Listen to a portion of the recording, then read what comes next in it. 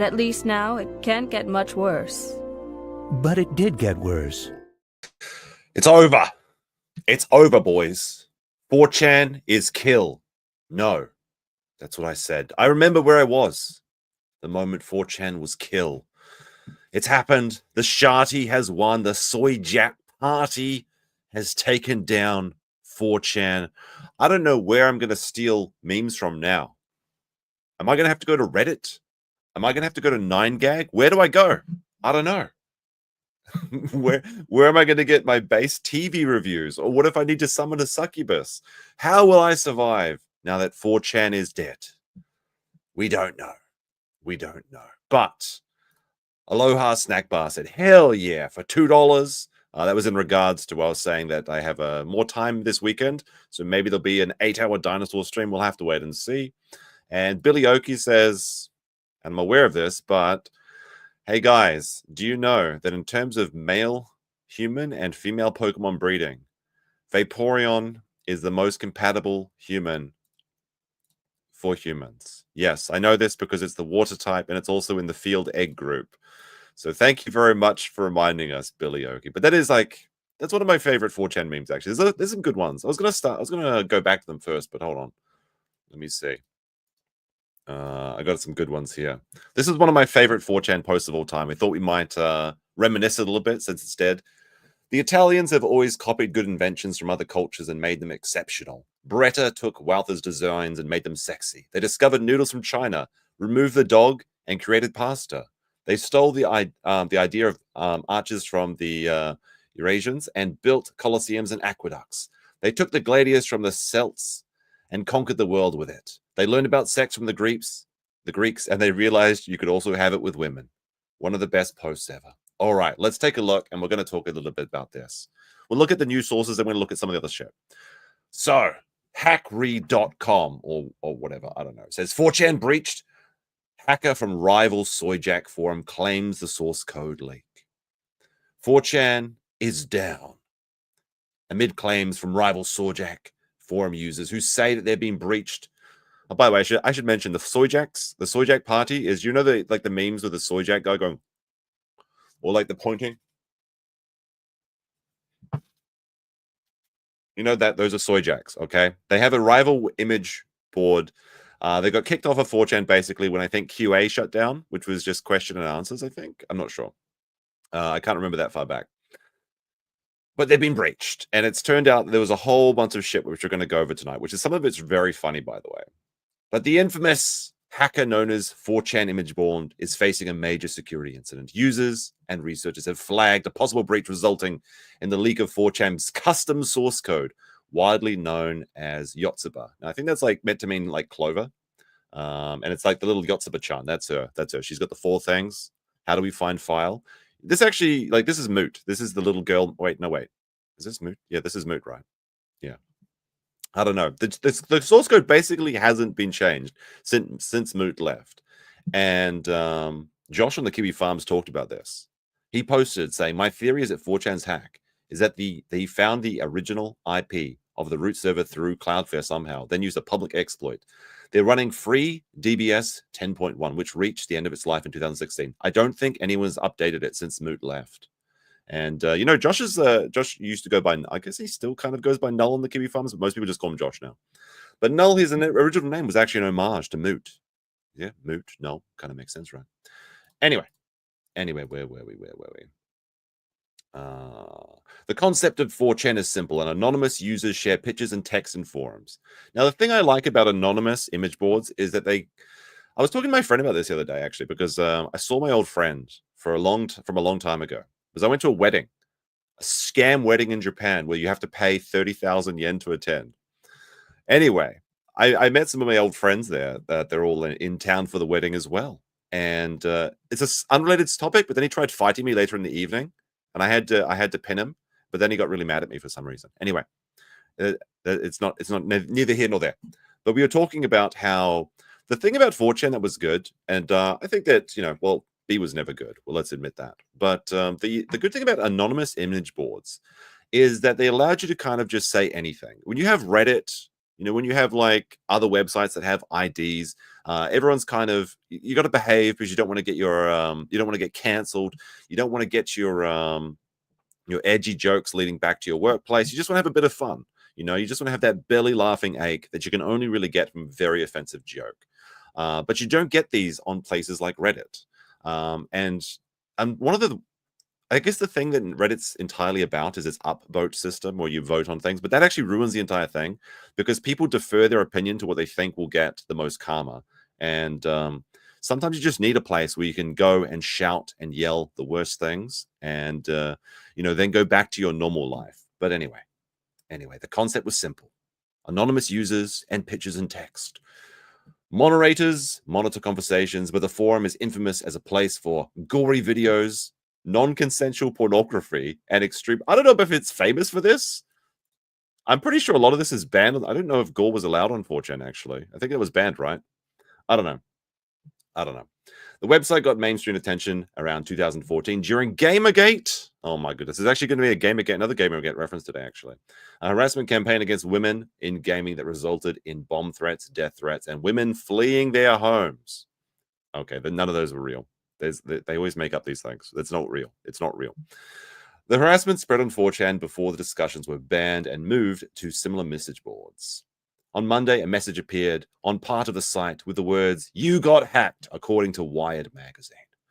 As the website went down, reports began circulating saying that hackers were a rival internet fraction, and they were releasing the personal details of moderators. Now, this is actually very funny.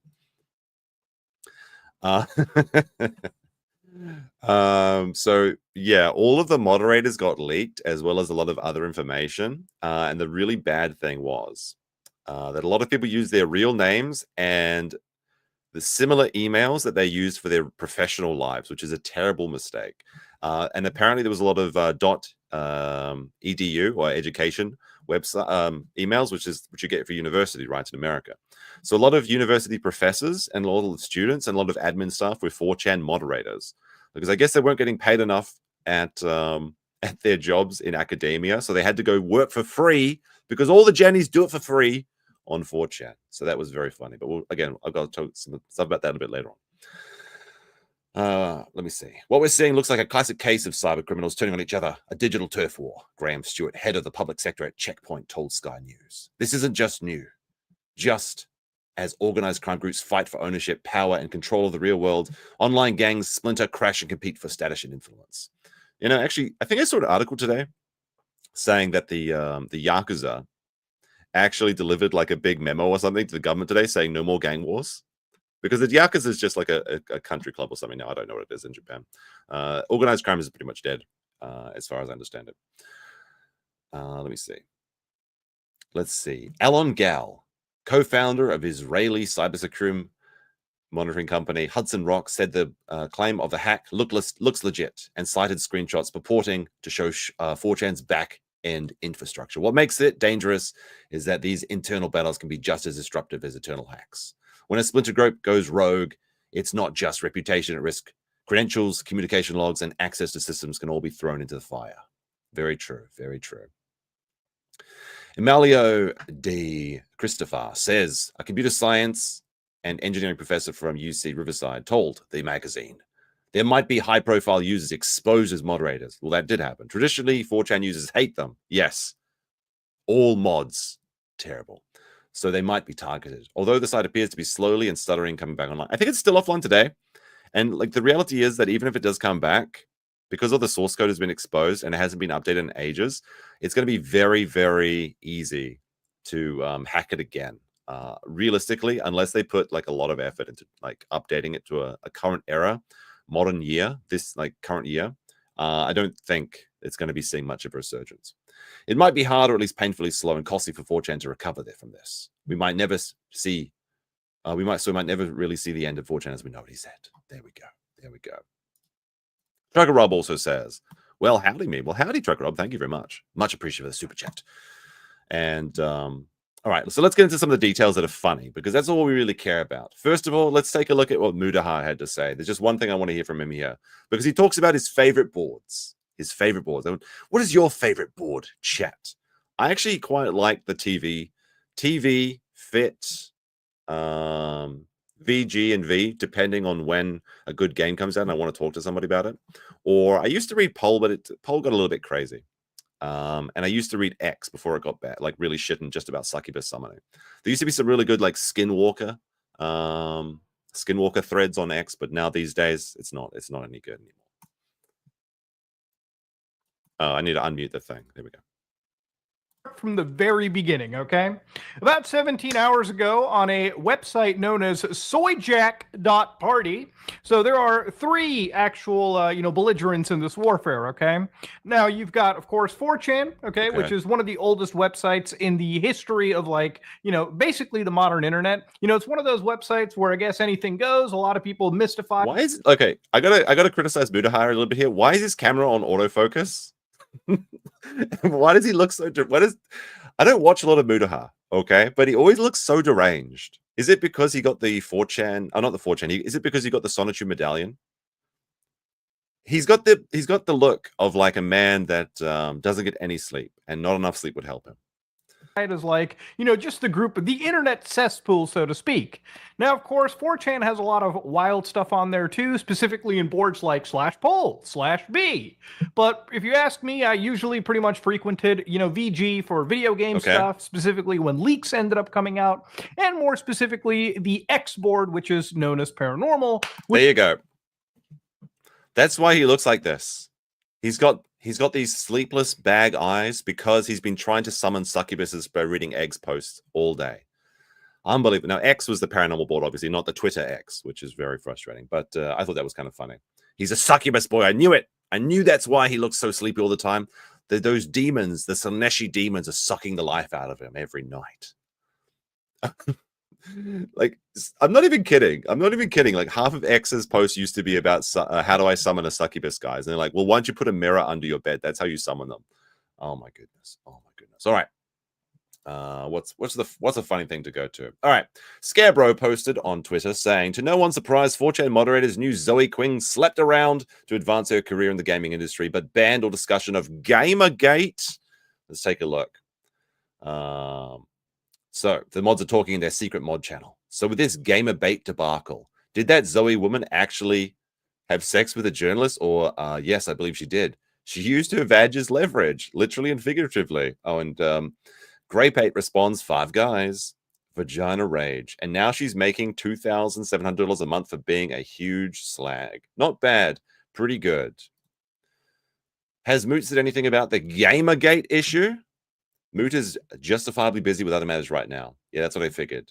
He's probably pissed, I bet. So they literally talked about Gamergate. We knew it. We knew they were suppressing the Gamergate. Now, the Sharty leaks also included a list of all the moderators, and you can actually see how many mods and who the mods were for each board. Now, my understanding is that B had no moderators, which is very funny. But I thought maybe I'd take a look down here and see who had the most moderators. I'm kind of curious. Biz has quite a lot. Okay, that makes sense because there's so much like shit on Biz. Biz used to be good though, but it's not anymore. D is like, isn't that like the really creepy hentai one? why do they only have 3 moderators? I feel like they would have a bunch of moderators there. I don't know what E is. F, is that like Flash? I can't remember. Fashion only had 2 moderators. Fit had quite a few. G has quite a few as well. I guess because people get really mad if you post wrong shit or something. There's literally one guy in control of all the hentai. I mean, he probably just never leaves the site. He's just gooning all day. Let's have a look here. K, that's the weapons forum. That had a lot. JP had a lot. LGBT had 1. That's kind of funny. MLP. Oh no. Chocolate chip cookies. Millie. Safest hooves. How would you let safest hooves moderate the My Little Pony discussion? Let's have a look what else we got. Papercraft only had 1. Papercraft was, that's like PO was Papercraft, right? That's actually really based one. That was one of the good ones. That's one of the good ones. Science had 1 person. So only 1 person believed in science. TV has a lot of moderators. V and VG have like the most moderators. That's the funniest thing. So people get really mad if you talk about video games. That actually makes sense. There was only 2 people moderating the succubus threads on X. That's very sad. They also released things like the filters. We might take a look at this. These are the V filters. So V's the video games. So I'm not going to read all of these. And some of these I can't even read, but they are very funny. So here's some of the banned words from the word filters. PC fat, PC cuck, Valve drone, Sony, I can't read that on this stream. Sony drone, Sony cuck, Sony pony, Nintendo cuck, Nintodler. That's pretty funny, actually. I haven't heard that before. Nintendo toddler, Nintendo drone, Nintendo-year-old. I've heard that one before. That's pretty good. Nintendroid, Nintendo shit, PC fat. Lots of cuck things have been banned. Valve drone, a lot of Sony stuff. Basically any variation of the word cuck. Sony brony, Sony pony, Sony pony, and then so another one of Max's favorite words that I can't read. Very funny. Very, very funny. Now this was the last thing that 4chan actually saw. Like when the hack started, someone posted a Jack Black saying, "What the fuck is going on?" The very last post on 4chan was chicken jockey. Yes, it's the Minecraft movie has destroyed everything. It's so good. I'm so mad, actually. I'm actually so mad because I want to go to the United States just so that I can see people throwing popcorn and hooting and hollering at the screen. Some people brought like a real chicken into one of the theaters, but then they like abandoned it. That's a dick move. The chicken's not. Don't mess with that chicken. All right, what else we got here? All right, this is going to make you think, chat. I should probably hide this for a second. So they released the information for how many users were using poll in each country. What countries do you think were using poll the most? I thought that might be a fun one. Any guesses? Any guesses in the chat before I reveal? While you're guessing, you may as well like the stream. That would be much appreciated. Also, Barton Bella joined as a member, which accesses you to the Discord as well as all of the emojis. You're going to need the Sonichu medallion later when we get into the Sonichu documentary that's coming up after the 4chan segment. Much appreciated. Thank you for that. Some people got it already. India, Japan, Australia. I bet Australia's up there. Famously, Moot hated all Australians, and he thought about IP banning them before. All right, let's take a look. 4chan has revealed, after the hack, the top countries and total posts on poll. Let's have a look. The winner, by a huge margin. Oh my God. Wait, how many is this? We need to get some. Let's see, that's with 200 million total posts. The top post was from Israel.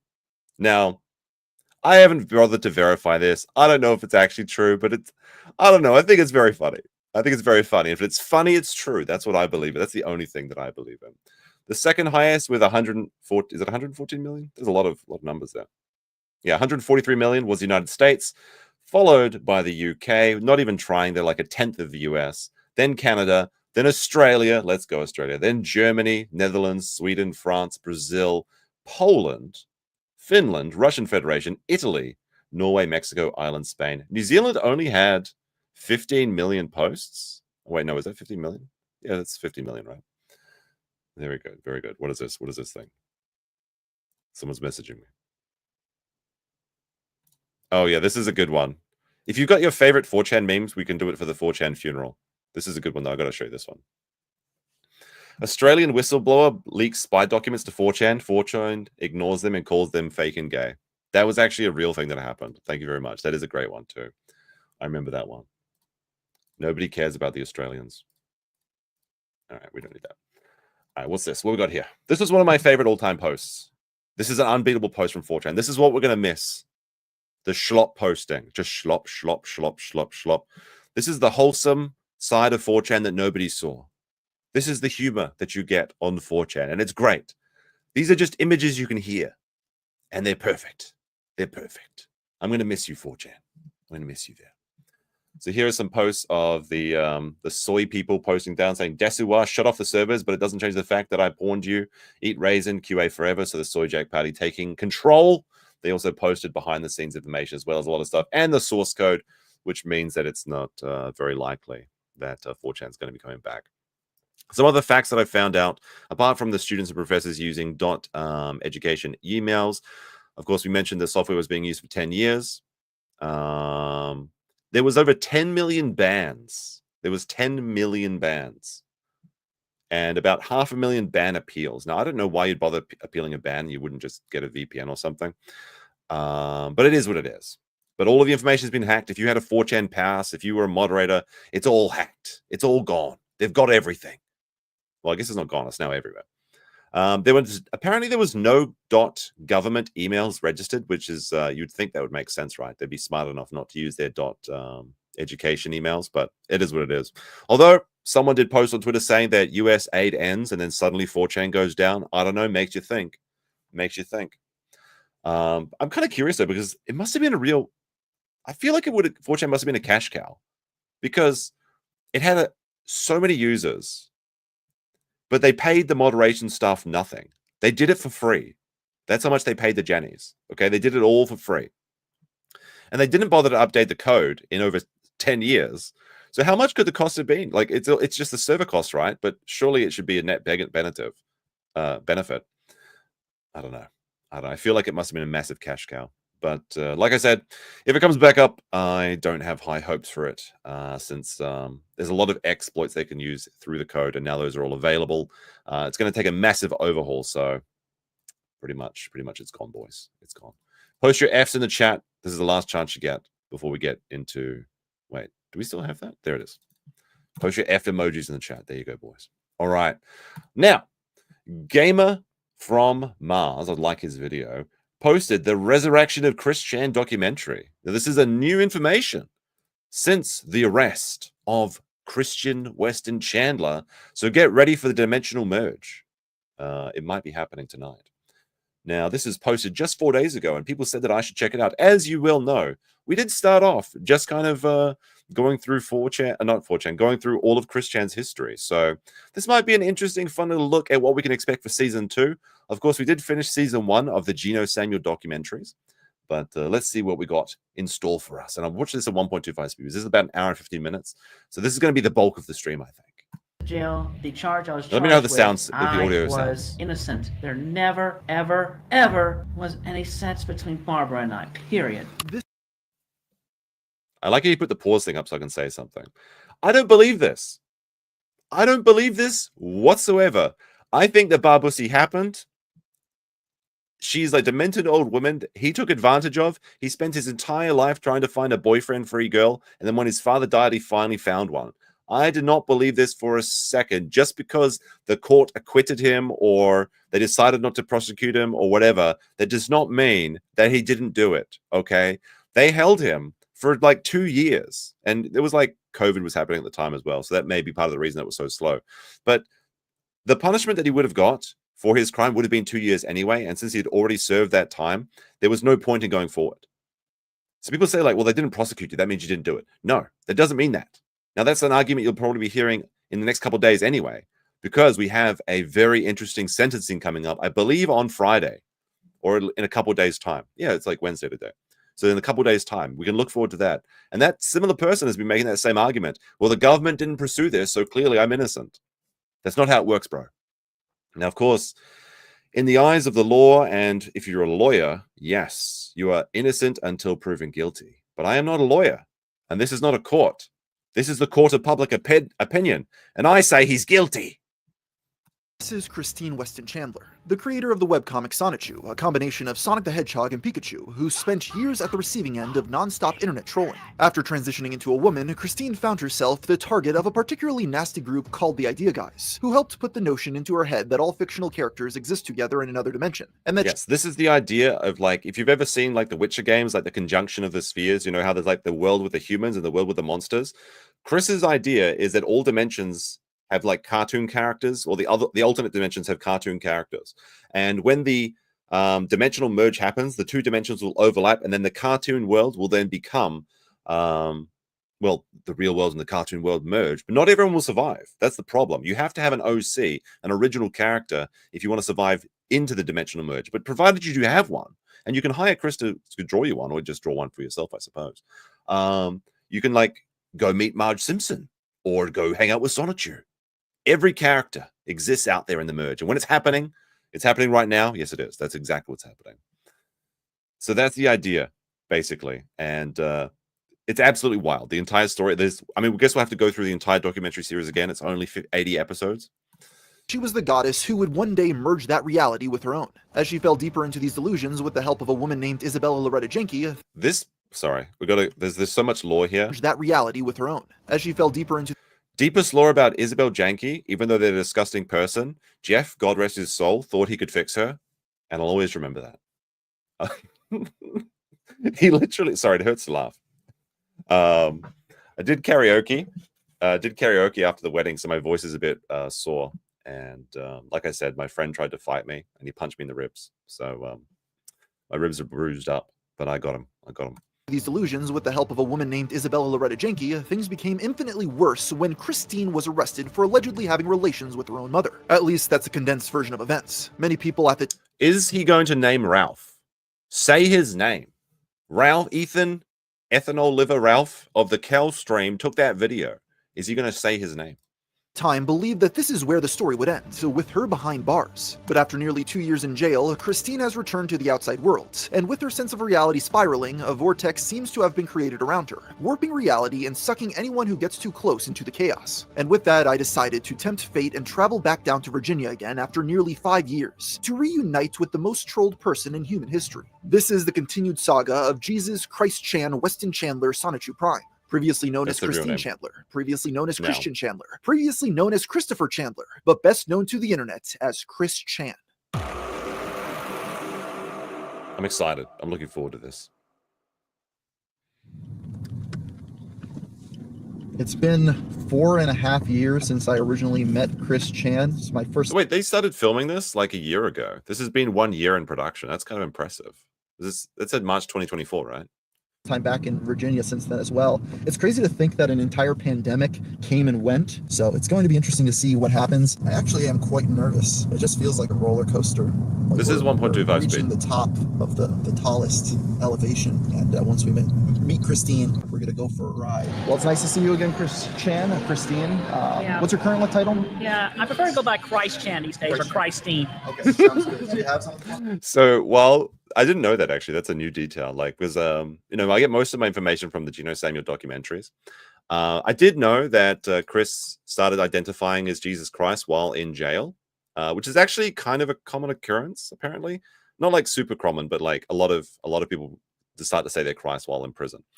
But Christ Chan or Christine is pretty good. That's pretty good. And you've got the medallion there, the medallion that's caused so many problems in the world. Many people's careers have been destroyed by this unholy artifact. But cool little detail there that I didn't know. That's a good one. Yeah, give me one of the special ones. I No! Look it over. Is this an eyeball? No, essentially it's a megastone, but really it's a Orsphere quartz. It's very, very blessed, and definitely so. Thank you very much. No, it's over. GamerFromMars. Don't take it. Don't take it.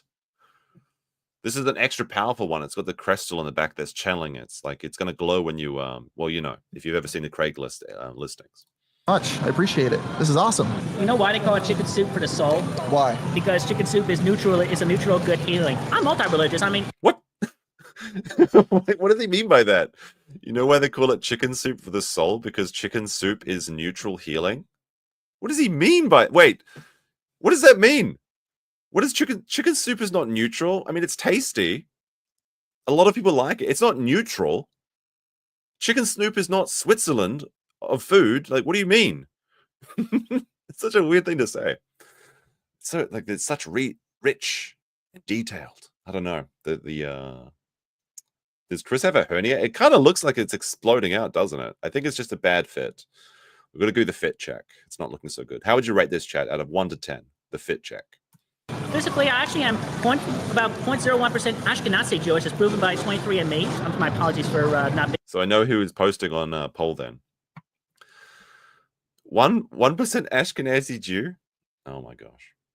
specific on the name, but my conscious memory, taking so much of the time, because I've literally connected with the Akashic records and everything that is and was and will be. I've connected with the literal core. Where was I hearing that before? Like, so he's talking about the Ashkic records. Oh wait, there's a bar called Ashkic records, or what is it? Ashkic, I'm pretty sure. So the Ashkic records is the real deep rabbit hole. Actually, it's It's the idea that the entire human history and the history of the universe and everything that has happened or will happen is written down somewhere. And if you can find these records, you can just read everything.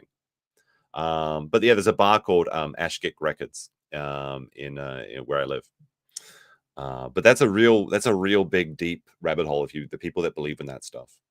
Matrix of this universe as depicted, and it's very similar to the universe, but an eye-looking thing with a star gem in the middle. I thought I knew what was going to happen, but then it did happen. I was put into jail, accused of all those, which I was wrongfully false witness for, which obviously not. I mean, shoot. Even when you're conversing with one another, you're soul bonding that way. But if you're feeling any doubt, because demons stem from doubt, you have any doubt, those demons are going to come right into you and just affect your mind. Demons stem from doubt. I like that. That's kind of catchy. Demons stem from doubt. Now, soul bonding is going to be referenced a little bit later on, I believe, because soul bonding is one of the Chris words that they use for his experiences with Barbara, and that's very disturbing, as you will very well see. Mindset and thinking. That's quite this amount of information to comprehend. Yeah, it is. But yeah, I do have a few friends I talk with about that. And definitely got to plug this in, so I started doing me versus AI in the regards of a sing star competition. A little bit better hey, versus a computer that can replicate singing and voicing in a way. But hey, that AI cannot adjust the pitch all the way from the nose down to the deep bass of the throat.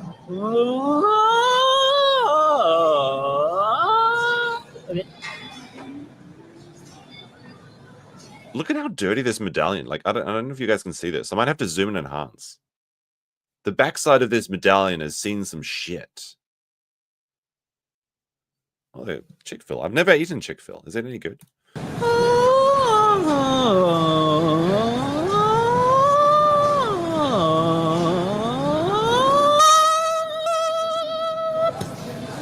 And they teach you that in voice acting and singing classes. I don't think I've ever known that before. The events that took It's such random access humor that Chris has. He just talks about anything that pops into the old noggin. And I guess he's channeling the spirits of three people, right? Because he's married to... Wait, no. He's father of Sonichu, married to Mewtwo, Magi-chan, and was there one other husband? I can't remember the entire thing. This is Barbara. I'm gonna post my medallion in the chat right now because I need to be protected for what's coming.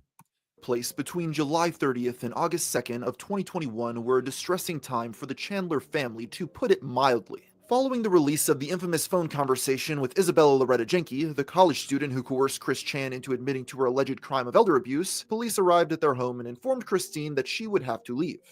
Now, Jenke, I don't know if they're going to talk about how much of a sick fuck Jenke was, but they were absolutely disgusting. And they were part of this group that would try and troll people into like offering themselves. But they were doing like animal torture, and I think they were like boiling hamsters and things. Absolutely ridiculous how disgusting this person is. And I think they got away with everything. Like someone was saying that they had some really well-connected parents or some rich parents or something.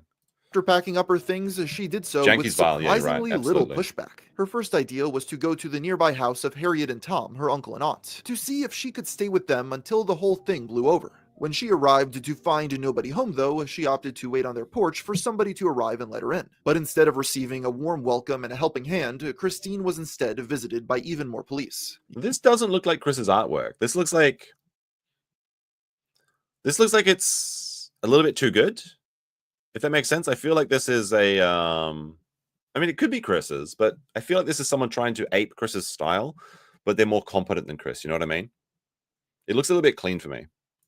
You see, I could Harriet be and wrong, Tom wanted nothing to do with their niece, and had contacted authorities in order to get her It's a off clever the way to property. tell the story, though. If it hadn't been apparent before, this should have been the signal that Christine was well and truly alone in the world. But still, Chris Chan remained undeterred, choosing to instead stay at a Regency Inn outside of Richmond. Since she lacked the funds to pay for it, though, she used Barbara's credit card to get the room. Once she was settled in, Christine began talking to a few of her online acquaintances in order to figure out what would be her next step. Chief among these was Null, owner of Kiwi Farms, who called the disgraced comic artist in disbelief over the recent revelations. I heard from a source that Null did not have blue eyes. This looks like green eyes to me. What is this, Null? Where's your blue eyes, Null? You don't have those blue eyes. According to Christine, he told her, "You've really done it this time, Chris. You've blown it." Chrischan Now, before this was all happening, so the Kiwi Farms, who Null Josh Moon is the owner and operator of, they kind of started off as a Chrischan, I guess, just gossip site. The CWC forums. That's why it eventually evolved into Kiwi Farms. It was like the Quickie Farms, like CWC, Christian Western Chandler. That's how it kind of came about. But Null was actually trying to go out on a limb and help Chris get set up because he was worried that Barbara would soon die because she's quite, she's got dementia. She's got dementia and she's like 80 years old. She's not long for this world, really. And Null was trying to help set up Chris by, I believe, getting him to do commissions for like artwork. And people were paying quite a lot. Like it was actually really booming, actually. And I think he was like commissioning silver coins as well. And it was getting quite popular. And then all of the Barbara stuff dropped. And Null was like, washed his hands of the whole situation. So don't get involved with Null because everything around him turns to shit, apparently. simply responded, "Did I, though? You probably know how the story progressed from here." On August 1st, Chris Chan was arrested outside her hotel. While previously the only video of this event had been a live stream conducted by Ethan Ralph, police body cam footage... He said his name. The king. Say his name. Killstream, baby. Killstream. That was a good body cam footage. Did I watch this with Jeff? Or did I watch it with Sean? Maybe I did it with both. I think I went through it on my channel with Jeff. And then I went through it with Sean on, potentially Sean, the sandwich lawyer who's everything he says is wrong because he's now he's one of the anime VTuber like what is it? Horse? No, not horse. Fox. He's like into foxes now or something. I don't know. He stopped responding to my messages about playing dinosaur games, and now he just wants to talk about fox girls. It's not going good. But unfortunately for him, 4chan's gone now, so he can't go to VT and talk about the VTubers. A green Dino Ranger with a 5 Australian says, "I got to tune in, so I wish you good luck with this. Do you reckon Chris's insanity could have been avoided if he bought more boyfriend-free hookers?" I don't know, like, Chris's story is long and complicated, but I kind of think that he got off to a really bad start by having a really old father that was kind of absent and probably didn't set a really good example as combined with his autism. And early on, he got like, I think it was like $1,000 prize for like GameStop or something. And he was able to buy a bunch of toys. And in a lot of ways, getting what you want early on in life is really bad for you because it doesn't teach you any discipline. It doesn't teach you anything about like deferred gratification, anything. So I think that was like one of those moments that kind of like set him on a bad path right from the get-go. But I mean, Chris was always very touched. So who knows? Who knows? I guess you just thank your lucky stars you didn't end up like him, right? Was later released, which gave a much more close and personal angle of what went down. Hello. Yes. Hi, what's your name? Hi, I'm Christine Chandler. Okay, can you come out for a second? What's the situation? What's that? You got a warrant for your arrest, all right? Yep. Yep. Okay. You're not going to stop. You're not going to do that. Do not fight. You will get tased. Okay, well, listen, I will comply, but I'd like to clear up I'd like to come back to my things. In the original live This is one of the things that Chris goes on about all the time. He just cares about his toys. That's the only thing he cares about. Even in his letters from like prison, he was talking about how he kind of wanted Barbara to die because he wasn't allowed to go back to his house, which was called the Sonichu Temple.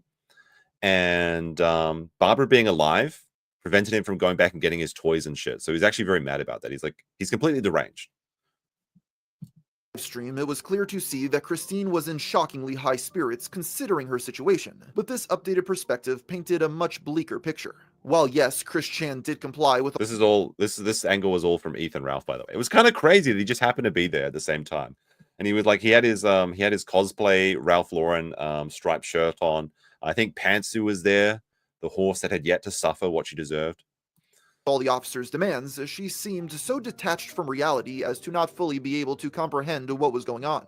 She very frankly told the present authorities that her husband, Maji-chan Sonichu, was in the room with them and didn't seem to realize at all how strange that would sound.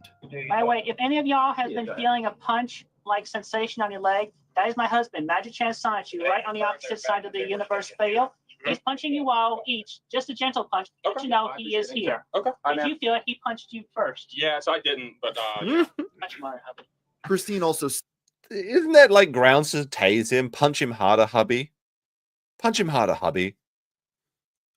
Isn't that inciting violence from an extra-dimensional psychic being? That sounds like grounds for tasing somebody, in my opinion.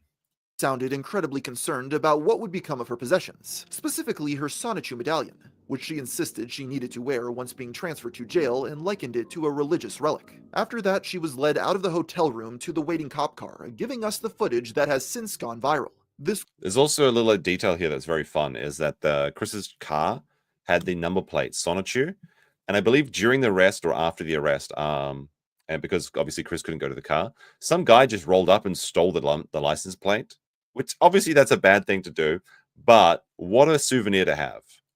The actual Sonichu license plate. I don't know who has that, but that is an absolute relic in Christery, and it needs to be returned to a museum where it belongs. Would be the last thing many people saw or heard from the internet personality for a very long time, and many assumed it would be the end of the ongoing public saga of her life altogether. The Sonichu creator was not completely isolated though. Following the transfer to the Central Virginia Regional Jail, she was visited by her pastoral counselor, Rocky Shoemaker, who had remained loyal to the Chandler family through thick and thin.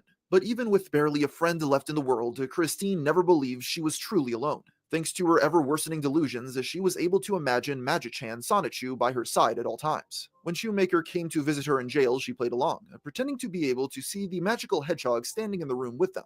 Wait, that's not good. That's not good to feed into their delusions. What are you doing? Yeah, I can see the hedgehog.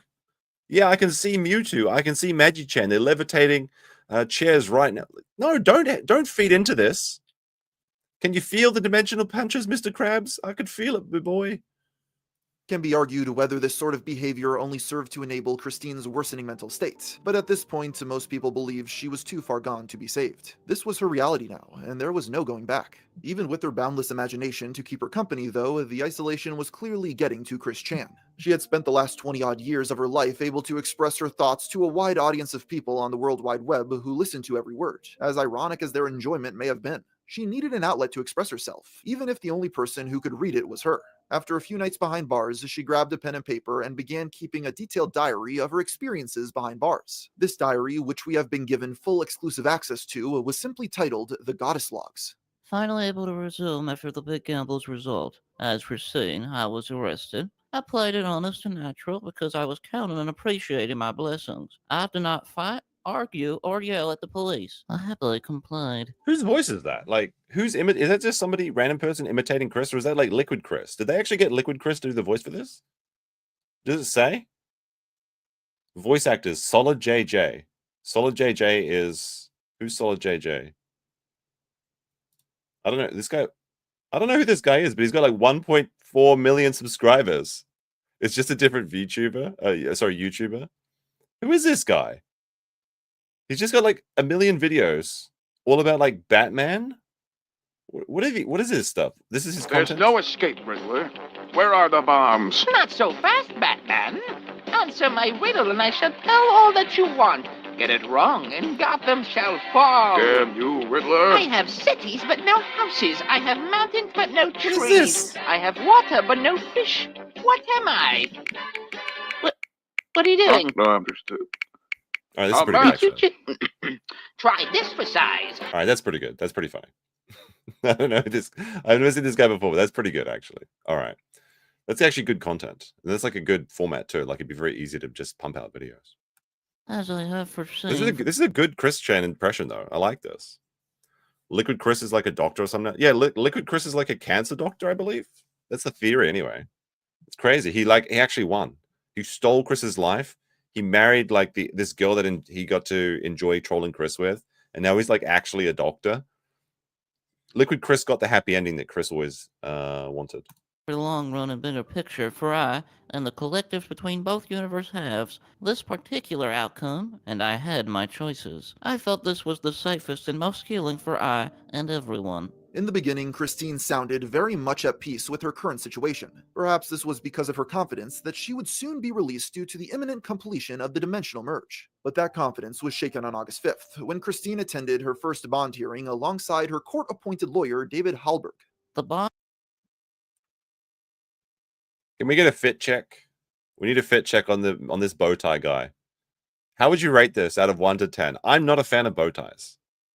I don't think I've ever seen someone look good in a bow tie. I don't know if I want this guy. I'm not sure I want this guy defending me. I mean, maybe he's a really good lawyer. I don't know.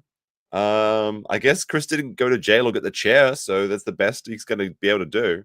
3.5%. Okay, very clever. Christine attended her first bond hearing alongside her court-appointed lawyer, David Hallberg. The bond was denied for now, due to the minority number of fakers and haters among my flock and followers of the collective. At least that's what Chrischan said in the pages of the Goddess Logs. According to a report, imagine having access to these logs. How do I get? They got exclusive access. GamerFromMars. Is that what I need to do? I need to grind. I need to grind up to 1.5 million subscribers so I can interview weirdos like this.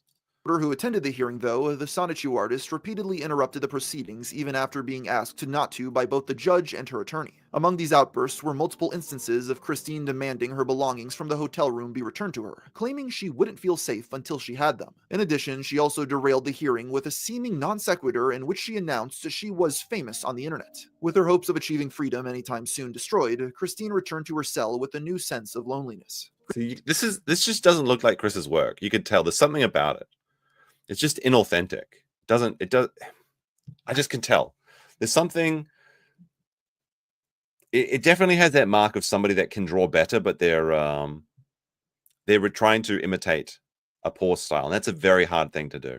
Christine's access to the outside world was not completely cut off, though. Despite the fact that she was unable to use the internet, she soon discovered that she was able to make contact with people the old-fashioned way. The outline's through too the mail. smooth, that could be it. The first of these jail letters was sent to an unknown recipient, but was intended as a message for Null. The bulk of it was Christine continuing to insist on her divine abilities and the coming of the dimensional merge, giving the public the best glimpse into her psyche that they had gotten in weeks. I am literally the real player one, the one avatar. And this body, eyes, mind, and all is the one God body, and I am literally also Jesus Christ himself, fully reincarnated and fully reawakened. Feel free to take any unaltered original photograph of my body's face, neck, and shoulder/chest area where I was not wearing the glasses. Then alter the photo to show a naturally growing brown beard, mustache, and sideburns. Now place that photo next to any image of Jesus on or off the cross. Compare. Look deep into my eyes and photograph. See for yourself.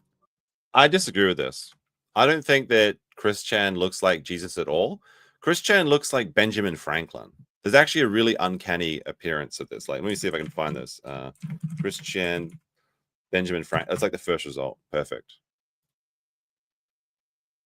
There's like an uncanny resemblance between the two of these. Look at this. Look at this. What do you think?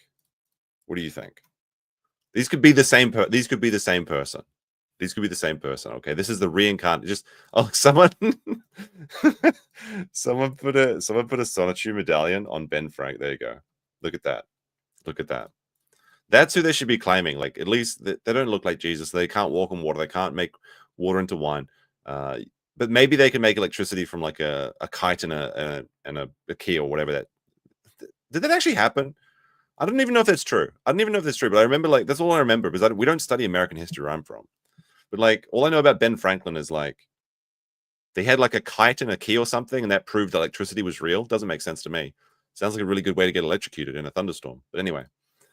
Off the cross, compare. Look deep into my eyes and photograph. See for yourself. In addition, Chrischan also took the opportunity to further explain her relationship with Barbara according to her new extension of Christianity. Emmanuel, God above all other gods and goddesses and one of my mentors, herself has deemed me to heal, cleanse, and clear Barbara of all of her past sins and regrets, and improve her abilities directly and personally as her goddess. We mainly cuddled, soul bonded, and talked.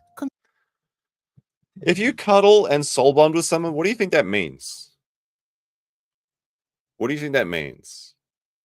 Now, the leak that Chris was getting the Barbussy is from Isabel Janke, and they're not the most reliable of people, but why would Chris lie about it at any point? And there's just all these like DMs that were leaked that says like he was just getting that Barbussy on the daily. I don't know. I think it happened. I think it happened. Tiny Go with a 5 pounds says, Photoshop me to look like Jesus. That means I'm Jesus. True. I mean, it's good. It's a good idea, right? Sinful and emotionally and mentally supportive and healing. I did as I had done for and with a chosen few back in Israel over 2,000 years ago in cleansing them. Presumably, this was intended as a denial of ever Is he saying he like boned Mary Magdalene or something? Is that what he means by that?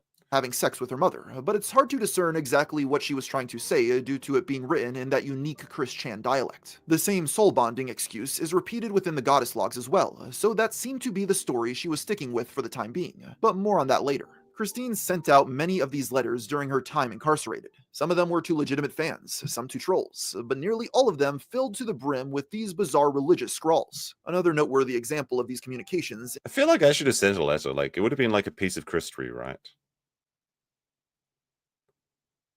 Look at the way, Jesus, Christine, Weston, Chandler, Sonichu from Richmond. What an amazing letter to get. Included Kenneth, you lucky bastard. Christine's take on Christianity and Islam. The Quran is literally all over the place. Not to offend or make True. jest, but there's only some new insights and takes heavily from the Bible. The Quran is to the Bible as Family Guy is to The Simpsons. She also made multiple references. Are we allowed to say that? Are we allowed to say that in the current climate? The Quran is to the Bible, is Family Guy is to The Simpsons? You know, the funny thing is the Simpsons, the Family Guy, actually, like, so I haven't seen The Simpsons since, like, season 10 or whatever. Maybe, like, season 13 or maybe like, a couple extra seasons. I've seen a little bit of stuff. But The Simpsons is, like, on life support. Have you guys seen what Marge sounds like now? It's so bad. I gotta show you this. I gotta show you this shit. Marge's voice actor is just let her die. Like, holy shit. Marge voice actor 2025. It's like, it's brutal, man. Let me see if I can get it. Marge Simpson is one of 5 main characters and arguably the greatest cartoon of all time. Let's see if they got a thing. Between episode and will Me when I was asleep. All right, that's the yeah. Everyone went to kitty heaven. That's like the classic Marge. Everyone likes the classic Marge, right? You took a picture of me when I was asleep? Guys, Oh no. Is this where Aaron got the tips from? please, when you yell like that, no one can hear me. Season 35. How is this happening? How is this happening? That's Marge's voice. It's even worse now, actually. It's actually even worse than that now. But where was I? Anyway, but like Family Guy's having like a resurgence in popularity because, you know, there's the family cutaway gags. The Family Guy cutaway gags are the perfect length for making YouTube shorts or like Instagram reels or whatever. So what's happening is that The Simpsons is like in purgatory on life support, and everyone on the show is about to die, and they all sound like they're in hell.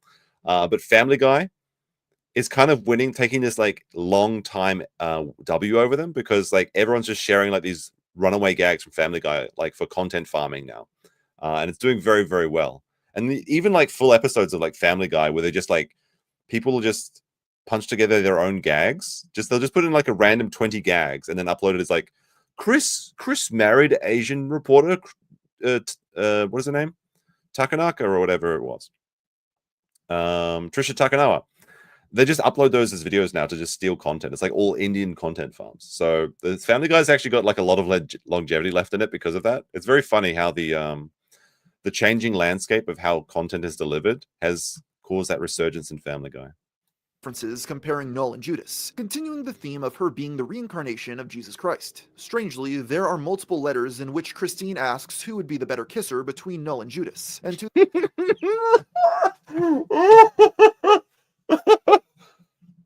Chat, who's a better kisser? Null or Judas? I mean, Judas kissed one person that we know of. We don't know if Null has ever kissed a woman, okay, or a man. To this day, nobody can quite figure out why she was so fixated on that question. These letters weren't Chrischan's only human interactions during this time, though. Throughout the goddess logs, she wrote about her troubles dealing with her fellow inmates. A real wild-card aggressive human named Charlie Sprouse constantly bangs on his cell door at least 10 times, yelling roaster noises and whatnot, not pace-bringing at all. Christine wrote about... Do they just give paper to inmates to write down crazy scrawling so they can keep them in there forever? I feel like if I was in prison, I mean, you've got nothing to do, I suppose. That's why you do it, because you just like, you're so bored out of your skull that you have to do something. But like, I feel like they just give you paper so you self-incriminate. Just write down nothing or just draw little pictures. You know, like, you know, when mum's on the phone and she's like drawing little flowers and shit for like an hour. She's like, yeah, yeah. And then I said to him, you ain't got no money. You don't got no honey. And then she's like drawing little houses and flowers and squiggles and shit for like an hour at a time. That's what you should do in jail.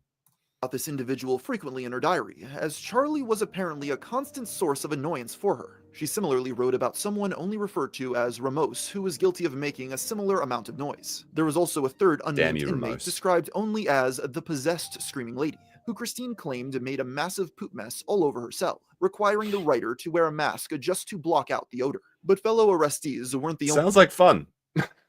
Sounds like a real fun in prison. You've got Ramon or Ramos, whatever, banging on the wall, and then you've got crazy lady next door shitting everywhere. Wow. Imagine the smell exactly. only people causing Chrischan distress. As her incarceration continued on far longer than she had anticipated, she began to yearn for the attention of her online audience. She got into multiple arguments with guards, demanding to have her technology returned to her and threatening to curse them with severe flatulence if they didn't comply. Anyone who attempts to deny Christine and or body of their technology, internet, and phone shall each fall immediately with heavy gases and fall spontaneously. Praise Jesus Christ and Sonichu. This gas— I've never heard of an inmate gassing people. That's the old twist, right? Give them a bit of a taste of their own medicine. Related threat is something repeated quite often within the goddess logs. While this by itself may have been just an amusing anecdote, things got significantly darker on September 8th, when Christine was temporarily transferred to a much smaller, windowless cell within the jail's mental health wing, after allegedly claiming she would take her own life if her internet access wasn't restored. Based on her wording— Right, that's a bold move.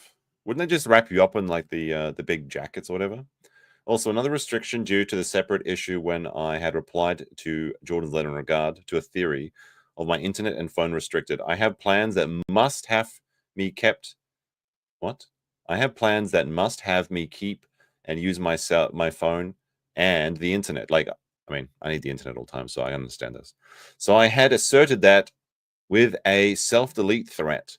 Valid move, bad move. I now have a will that is notarized. I made my impact, and during this observation time, razors are not permitted to me. So they got that beard. They got that Jesus beard after all. And thus, my beard of Jesus will complete. I was right. I wasn't reading ahead. I just, I also have powers to see beyond the veil. The obvious image and fact about me and my past life. Continue to the next page, but I don't have that.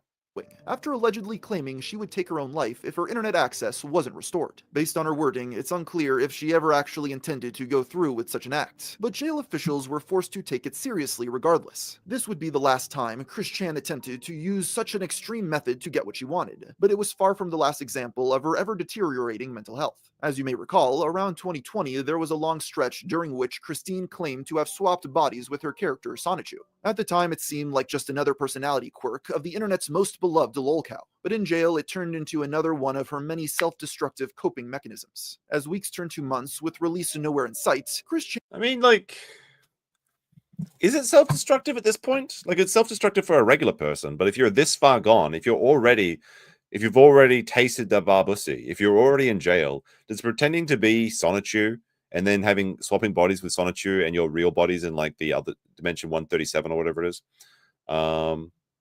I mean, does it get worse than that? I mean, I feel like it moves sideways, right? Chrischan began claiming that more and more spirits from other universes were possessing her body while her true soul traveled to Quickfill in order to oversee the dimensional merge. It started with her fictional spouses Kryzel and Magichan before expanding to a whole host of other Sonichu characters. I knew there was another one, Kryzel. Okay, I missed that one. Religious figures also soon enter the fray, such as the goddess Emmanuel and Jesus Christ himself. It's unclear how he was able to possess Christine when she had previously asserted herself to already be Jesus Christ reincarnated, but I digress. Another interesting detail stated frequently within the goddess logs is that Christopher, Christian, and Christine, the three names that Chrischan has legally gone by over the course of their life, are all stated to be separate entities within her mind. Christopher and Christian never actually gained control of her body, and it's highly unlikely that this will ever make complete sense to anyone other than the creator of Sonichu herself, but it's one of the more thought-provoking insights offered from the pages of this diary. Of all the dozens of characters— it's the little details that make things like interesting, right? Like this side up. Why would you need to have that on a box that has just like paper inside it? It doesn't matter. One of the more thought-provoking insights offered from the pages of this diary. Of all the dozens of characters to pilot Christine's body during her stint in jail, there was one that stands out amongst the crowd. Wait, what is this? Wait, hold on a second. I want to read this. Hello, 1218 Earth. Your lovely ghost of rock and roll has arrived. It's your girl of flames on the scene telling you all the haps. On my redemption tour, you know me. You love me. You remember me. It's Emil. To pilot Christine's body during her stint in jail, there was one that stands out amongst the crowd. Ember McLean. Fans of the cartoon Danny Phantom. Ember. Not Emil. Ember. Sorry. I'm starting to lose my ability to read cursive because I haven't seen a letter in quite a long time. Now, I guess he's going to talk about it, but this is Ember of the Ghost Squad. Now, there's another weirdo that actually shot up a bunch of people because of this cartoon. Well, not because of this cartoon, but they love this cartoon. So this is a very deep reference that Chris is using here. And will recognize the name as a reoccurring character from the show. But for scholars of internet-related degeneracy, it takes on a whole new meaning. What must be understood is that Ember was the favorite character of Randy Stair, a transgender Danny Phantom-obsessed youth who went on a killing spree in the name... was he trans? I don't know about that. I thought he was just a weirdo. I mean, he wanted to be reincarnated so he could get that ghost, the Gussie. He wanted to get the Gussie of that chick, and he had like this training montage video, which was absolutely pathetic. I remember watching that at some point. Of his favorite TV program in Tunkhannock, Pennsylvania. In the past, Chrischan has not shown any particular fondness for Danny Phantom, and Ember is such a niche and obscure character from the series that the odds of the Sonichu artist choosing to roleplay her by pure coincidence are slim. Interestingly, around the same time that this cartoon character became a regular part of Christine's roster of alternate personas, audio she had recorded in November of 2020 leaked which depicted her channeling the spirit of Randy Stair. Anyway, she's in this body with me, so I'm going to let her speak now. This is Randy Stair, Andrew Blaze. This is not the only time Chrischan has shown interest in the mass shooter. This is another guy that's been gooning to summoning succubuses off of 4chan. That's the look you get. It's like the look that Mudaha has. It's the exact same look. If you superimpose these eyes onto each other, they would both be looking into that mirror that's underneath the bed trying to summon the succubuses from X, but now they can't because the 4chan is dead. Again, in November of 2020, she had discovered a now-deleted documentary series from a creator named Sean Walker, otherwise known as the Wildcat, who himself was also quite fascinated by the killer. The two eventually got into communication, bonding over their shared interest in engaging in Randy Stair-related roleplay together. Randy Stair-related roleplay? All right, I haven't heard this. This is some pretty crazy stuff. Interesting said Jim has a great video about Randy. He does. That's where I learned about it from. And he has a really good theory, and I think I agree with this. Jim's theory was that, like, these weirdos that like shoot up schools and they have these like really strange predilections, they should be made fun of because like whenever the news like talks about them or like the Columbines or the Sandy Hooks or whatever, they gain notoriety, and that's what they want. They want people to be fighting over their movie rights, which is literally what they said, I think, in the case of Columbine. They want people to fear them. They want to get revenge on society. They don't want people to be making fun of them because they were beating it off to Cartoon Network ghost Gussie images. So I totally agree with this. And I think there's actually some data to support this because there is data to support that if you name and share the details of like a mass shooter, it does encourage violence in the areas and copycats. But if you shame them and make everyone laugh at their death, their pointless death, that people are like, well, I don't want that to happen to me. I want to be a legend, right? So I think I agree with Jim's opinion on that. Although it seems like saying nothing, well, not saying nothing, but at least not naming them and not giving them showing their pictures on TV and stuff is actually probably beneficial to society. So it's just another thing that the mainstream media can take an L for. Important to note that Christine's curiosity about the murderer came not from his crimes, but from their similar beliefs that fictional characters existed within their own alternate dimension. While the general belief amongst Christorians is that the Wildcat was just another troll trying to mess with Christine's head, there are some who believe him to be just as delusional as she is. In fact, Walker was one of the people trying to help Christine by convincing her to cut ties with Isabella Jenke after the phone call leak. Chrischan and Sean Walker have not been in contact since the arrest, making yet another person she viewed as a friend who she would never see again. Now we are headed over to a park. All right. Feason says, then you become like England where no suspects can be shown until found guilty. That's good though, isn't it? if you're not guilty, maybe you shouldn't be shown to people because it fucks up people's lives if they're falsely accused. Now, obviously, the problem here is, I assume what the Americans will tell me is that because if you don't show their name beforehand, how do you know the government's not railroading you and they're not doing secret shadow court cases or something? I don't know. I think that, like, if you're actually innocent, maybe you shouldn't be publicized all over the media because nobody cares about the retractions. They only care about the headlines. I don't know. I'm not convinced on that. You'd have to argue for it, I think. Work of some sort, so we're just following the car that says Sonichu on it. Oh, geez. I got two. You got 2 phones. I got 2 phones. One for the trolls and one for my homes. I got 2 phones. One for the boys and one for my friends. You think I need 2 phones? I'm so He's got one phone for his friends and one for the boys, so he's got no boyfriends. Okay. Very good. Let's be on this right now. We're gonna feel my energy. Look, you guys in the chat, I know your concerns about the way that the Gamer from Mars is referring to Chrischan, but you have to understand he wants to keep his channel. You have to play the game sometimes, okay? Oh, is he also a weirdo? No, he's just trying to get this crazy documentary on his channel and not be erased. You have to play by the rules sometimes. It's just the way it is. Oh, but you have to always. No, he's trying to live from it. Like, this is his job. Come on now. I'm getting the feel of your energy. Are you able to heal people through touch still? Yeah, just like I was able to do with your cameraman earlier. I'm gonna just temporarily shift. What the fuck is this crop? What the fuck is this actually? Like, even on a thin person, how is this jacket supposed to work? I don't understand. Is this just like the let's show your belly jacket? What is this? Because it's like, it's wide. It's not like it's a kid's jacket or something he's wearing. It's like it's an adult sized jacket. It just has half of the waist length, and then the rest is. What is this? What is this custom piece of trash? The red. Okay. You feel a stink? A little bit. As far as everybody knows, I'm living here by myself. I'm taking care of the bills and everything. Let's just say I do have somebody to handle that helps me with the tax details. But aside from that, I'm decent. I'm good. So how was your experience in jail for all that time? Very meditative. I was really able to just disconnect from the technology and internet and whatnot during the time. Really found myself, and that's the thing on developing your personal maturity. You soul search. So a question that I had is, you got out on bail. Were you able to get out on bail at any time someone bailed you out? I'm not sure. I don't think that if I remember correctly, I don't believe that was an option. Or, yeah, this is obviously circumstance. I didn't really have anybody at the time, yada, yada, yada. And yeah, obviously I'm using the Seinfeld reference, yada, yada, yada. So here's my paraphrase. That's a good reference. I like that episode, the yada, yada, yada. So for an example of a yada, yada, you can yada, yada anything. For example, Chris was born alone and sad. He wanted a boyfriend-free girl. His father died.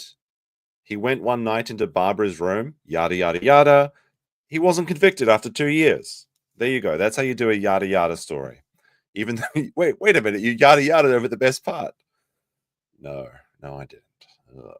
From this first cycle. So, as I crashed into the cold, dark waters of the Atlantic, I realized a few things. This is such. I'm sorry. This outfit is like a mental labyrinth. It's so bizarre. I can't even comprehend this. First of all, you've got the programmer socks, okay? You got nice, long programmer tube socks, okay? Then you've got the tights with the suns and the moons. Then the skirt jeans, followed by the gunt that's being held in by a load-bearing sweater. Then this weird half jacket that apparently women wear, but I don't know if I've ever seen women wearing this shit. I mean, this is a wide jacket. This is like a man's shoulders jacket, but it's only half the length. Then you've got this collar. I don't know how to describe it. It's like ascot or something. And then you've got the medallion to top it all off, and all the rings as well. What a nightmare. What a nightmare. It's like a mental hall of mirrors. Just trying to pass through this. First cycle. So, as I crashed into the cold, dark waters of the Atlantic, I realized a few things. A, I know where I'm going, but I only have some idea how to get there. B, saltwater stings, but I can swim. And C, I shouldn't even be here right now, but I am. Why? Because they betrayed me! They betrayed me! And I still don't know whether or not who goes to Barrakister, Miss Barrakister, Josh Moon or Judas Iscariot. Yeah, I know you have said that Josh Moon is... I mean, it's just like you start phasing it out. You just start like you just can't pass what he's saying. There's just so much nonsense in there. And this person's just walking around, I guess, West Virginia or wherever, just yelling this stuff and giggling and laughing. Like, you start to wonder, like, kids, they used to go outside, but now parents are like cuddling them. Helicopter parents that like keep them inside. Maybe the kids should be inside when these people are walking around outside. I don't know. This is pretty spooky. This is some spooky shit. I don't see this shit where I live. Thank goodness. Unless they're tourists. Actually, I have seen tourists that dress like this. But it's always the tourists. It's never the Japanese people. The Japanese people just like to wear like beige and white and stuff. It's the reincarnation of Judas. Do you still stand by that? I did not say it was a reincarnation of Judas. I just like, the comparison. Okay, sounds anyway. good. When did you end up getting back in touch with her? Were you allowed to right after you got out of jail? Yeah, obviously, yes, after that. So the charges were dropped? Yes, and to make this clear, I never, ever wished for Barbara's death. I never, ever did that. I was making it on the general preliminary line on, like, either... No, he said in the journal, that Barbara being alive was inconvenient because he can't return to the Sonichu Temple and get his toy collection. He absolutely was calling for Barbara to die in his mind. I guarantee I remember reading that. He's like, I'm pretty sure he even said, I'm going to kill Barbara with my mind or something so he can get his toys. Unless this is like a Mandela effect or something. I've been shifted into a different dimension by the power of Sonichu or something, or Magic-chan. I almost guarantee I remember reading that. Near future, just like years in the future when that would happen with Barbara, but I never ever wished for it, period. You say on this timeline, what you were arrested for didn't happen. On another timeline, did it happen? That would be a remotely distant one. The fact that it came about from the manifestation from Bella's mind when she came up with that roleplay fan fiction, for one thing, and also that was among the shipping fanfics from among the mixed fans I have. That came about even years before that. So there is a timeline, but you've never been on that timeline. That's right. We were never on that timeline. Okay. Just making sure. A lot of people have that question of like if that timeline ever merged because during the interdimensional merge or something along those lines. Yeah, obviously, as you can look up online, and they ask any psychic, the timeline does shift here and there, sometimes crossing into other timelines, but it did not cross into that. And just the only way. Wait, so there is a timeline where Barbara did the deed with Barbara, but we're not on that timeline. But the timelines can never make there's no way that dimensional merge could ever happen. I don't know. This seems a bit awfully convenient to me. That in the infinite dimensions where all the cartoon characters exist are going to come to our world, but the one where you boned your mother, that one is just like off limits. I don't know about this. This seems a little bit convenient. That's the only way it did that. It was through Bella at that point. Whatever court order that had previously prevented them from interacting was lifted roughly a month after the arrest, allowing the mother and daughter to speak over the phone on September 28th before visiting in person about a week later. While this should have been a monumental moment for both of them as they were finally able to reconcile with such a life-altering event, Christine devoted very little attention to these conversations in the goddess logs, with her primary concerns seeming to be the status of her belongings. Well, it finally happened. Barbara has come to visit. I believe from Barbara's trip to Henrico Jail and Regency Inn, Christine's 2 phones and iPad are safe at home. The video game consoles, I believe, stayed at home as well. By heaven's armies, all that has been confiscated from the Sonichu Temple shall be immediately returned there, and the police who stole those items in their entire police station, and whoever has these items at present, shall be punished or slaughtered by heaven's soldiers. Even knowing what we do about Chrischan, it's still bizarre to see her far more concerned about the status of her video games than the well-being of her elderly mother who was living on her own for the first time in decades. I mean, this makes sense though if you watch the entire series. Chris always things in there, anything else. It's just all about the Sonichu, the Transformers, and the cartoons and the drawings and shit. The My Little Ponies especially.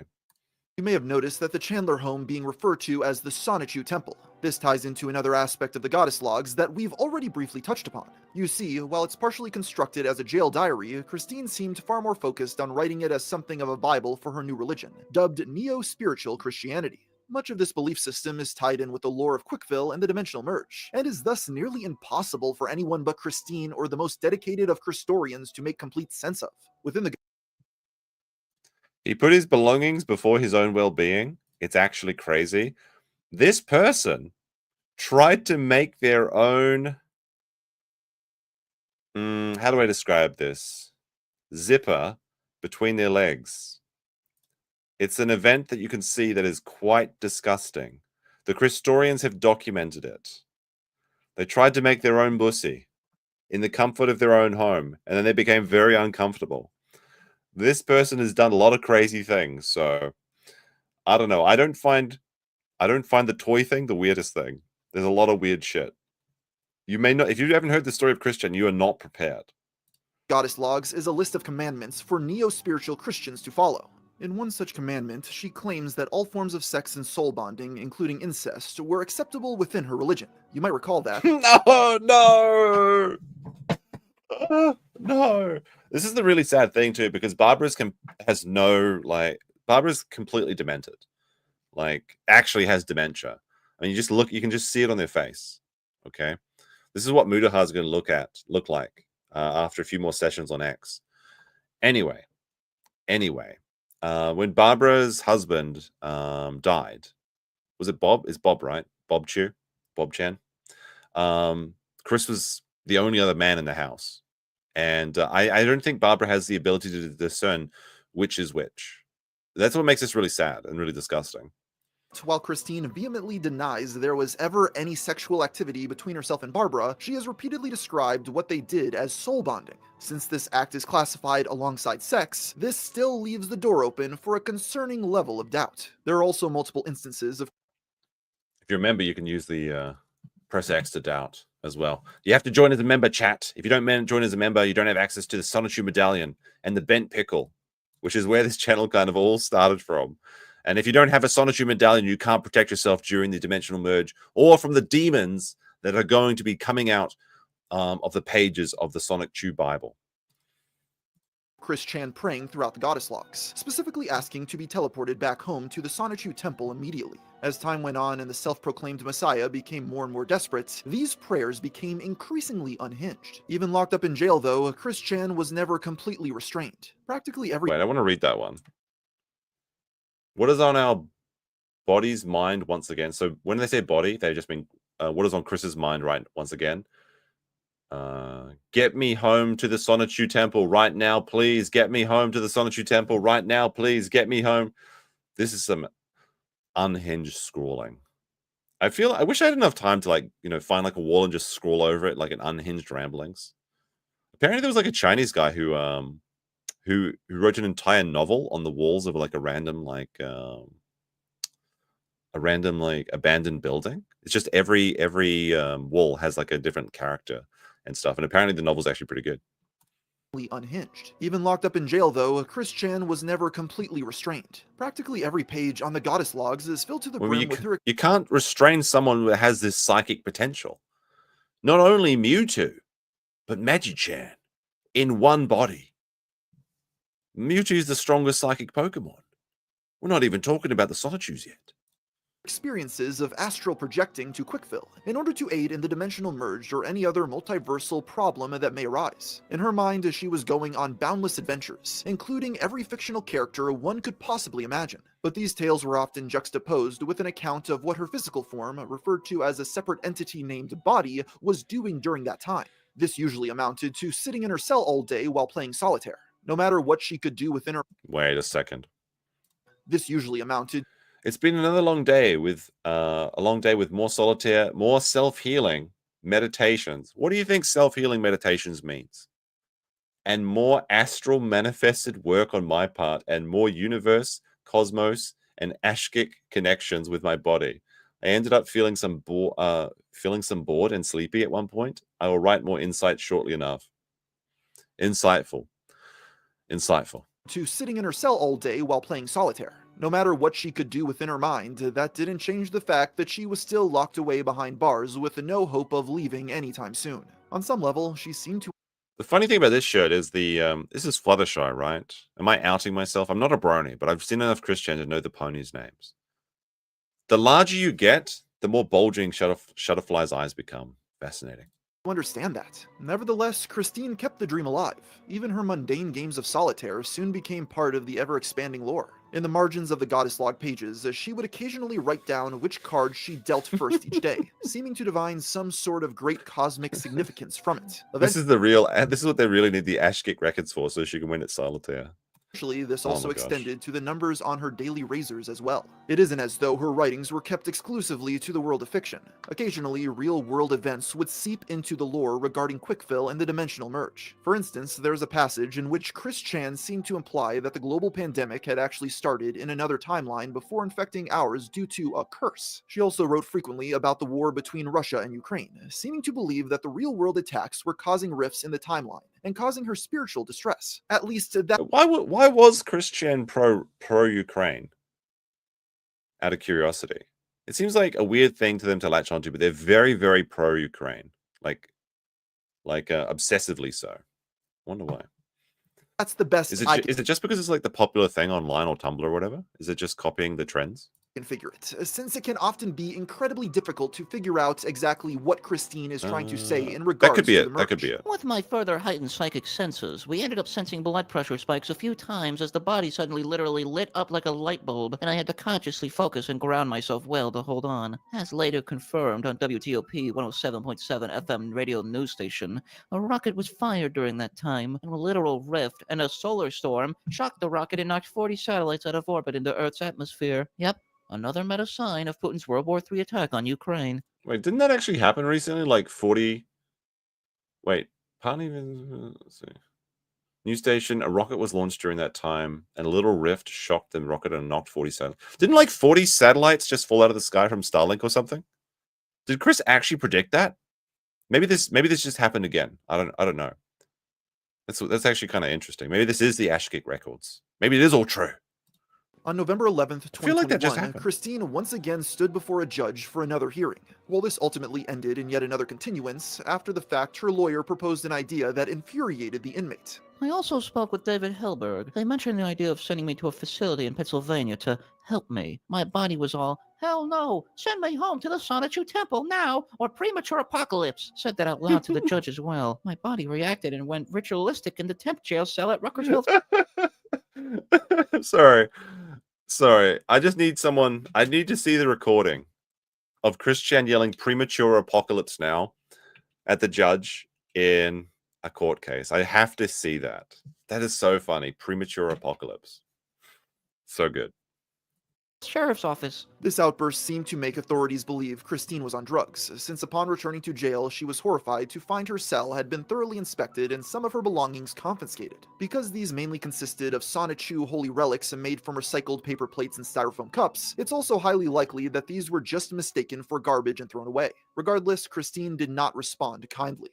That bitch literally stole from God, and she's going to be majorly punished by the Heaven's Army soldiers tonight. Let all know these divine revelations and truths about me, and these present events in the loss of this one thieving jerk-hop now. At this point, it's very likely that Hallberg was beginning to grow weary of his client. Another example Christine described was an incident in which she was scolded for repeatedly signing legal documents as Chrischan Sonichu.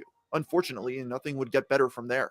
Christine continued writing about her delusional... Is that like an actual 500 IQ play though? If you just sign things as Sonichu, Chrischan, Jesus Christ, or whatever, and then they say, "Did you sign this?" You're like, "No, that was somebody else." It actually sounds like some good legal advice. Fantasies in the goddess logs on a daily basis, filling its pages with more and more troubling anecdotes. In one instance, she described having a dream in which she hooked up with one of her friends from high school, the Peppermint Patty type gal pal Tiffany Gowan herself. Now rapidly approaching her 40s, Chrischan was still unable to let go of her beloved high school memories. And given the Sonichu creator's distorted view of dreams and reality, it was disturbing to see her have such specific fantasies about a person she hadn't spoken to in 20 years. Am I wrong in saying that this actually looks like a pretty normal photo? This just looks like a normal school photo. This person could almost be a normal person. There's no trace of the corruption seeping in yet. You could tell me this is just a regular dude, and I'll believe you. Disturbing to see her have such specific fantasies about a person she hadn't spoken to in 20 years. She also wrote about an instance in which her various souls traveled to Quickfill, causing her body to enter a comatose state for an extended period of time. All right, wait, I want to look at this map of Quickfill. I don't think I've seen this before. So this is the Quickfill subdivision areas. Lovely Weather Hotel in the Lightning District. That's where Lulu from Final Fantasy X hangs out, and you got to dodge the 200 lightning bolts in a row to get the Onion Knight. I remember telling that story on stream with my friend. He got up to 199 or whatever, and then he got hit, and he literally cried. And this was when he was in high school from playing Final Fantasy X. They've got the factory district. You got the CWC cola bottling plant, the Upper East District. This is actually well thought out. The abandoned zone. That sounds dangerous. Sunnyside District, Lower East District, Slum District. Why is there slums in Quickville? Surely Mewtwo, Jesus Christ Chan, would have the ability to fix the slums. What's up here? The subdivision areas. Is this like the palace? Is this like the Taj Mahal over here? There's a key. I like this. I used to draw maps when I was a kid, actually, as well. You know, like you get like a piece of paper and you scrunch it all up, and then you put like you get like some tea bags, and you put it in like tea, and you move the tea bags over it to make it look like old paper, and then you get a cigarette lighter and you burn the edges, and it makes it look like it's all old, and then you draw like a pirate's map on it. That was some fun shit. I don't care what people say. That was some fun shit. I like making my old pirate maps.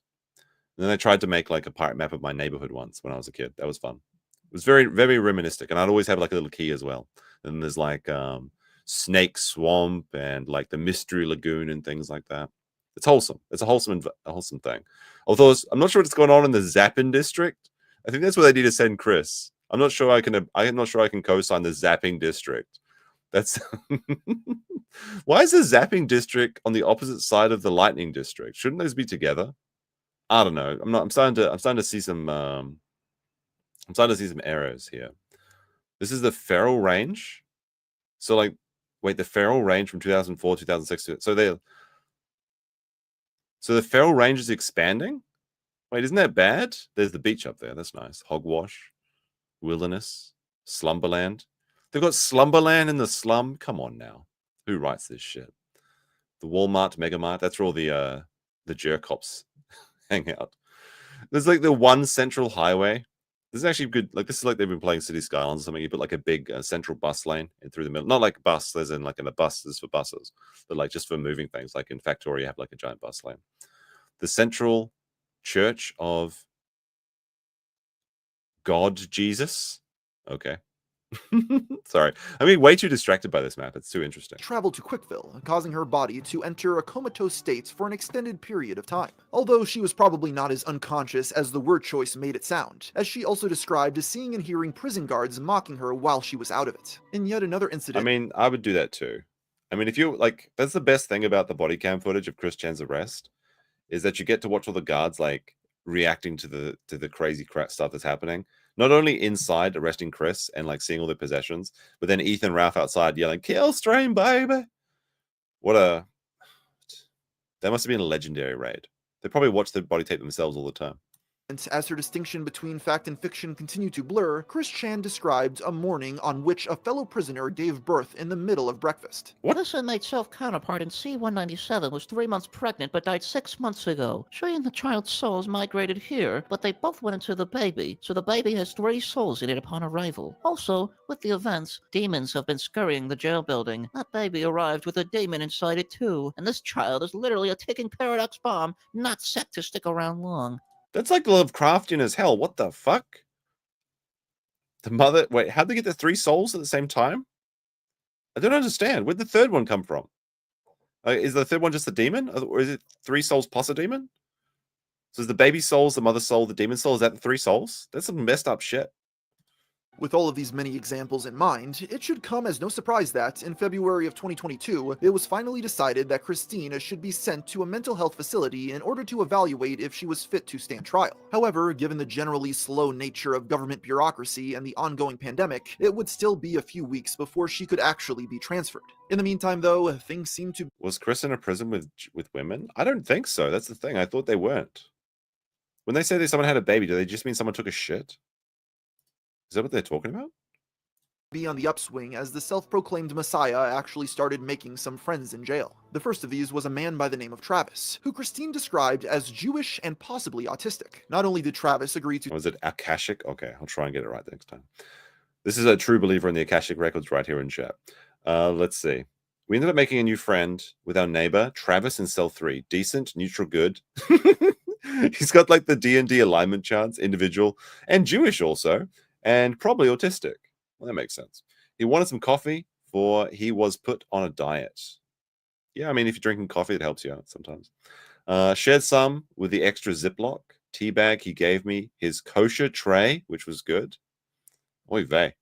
Start praying with her, but he also introduced her to the jail's kosher food option. Chrischan preferred this greatly to the normal meal offerings, and thus requested the kosher tray from that point onward, citing her 0.01% Jewish genetics as to why she would qualify.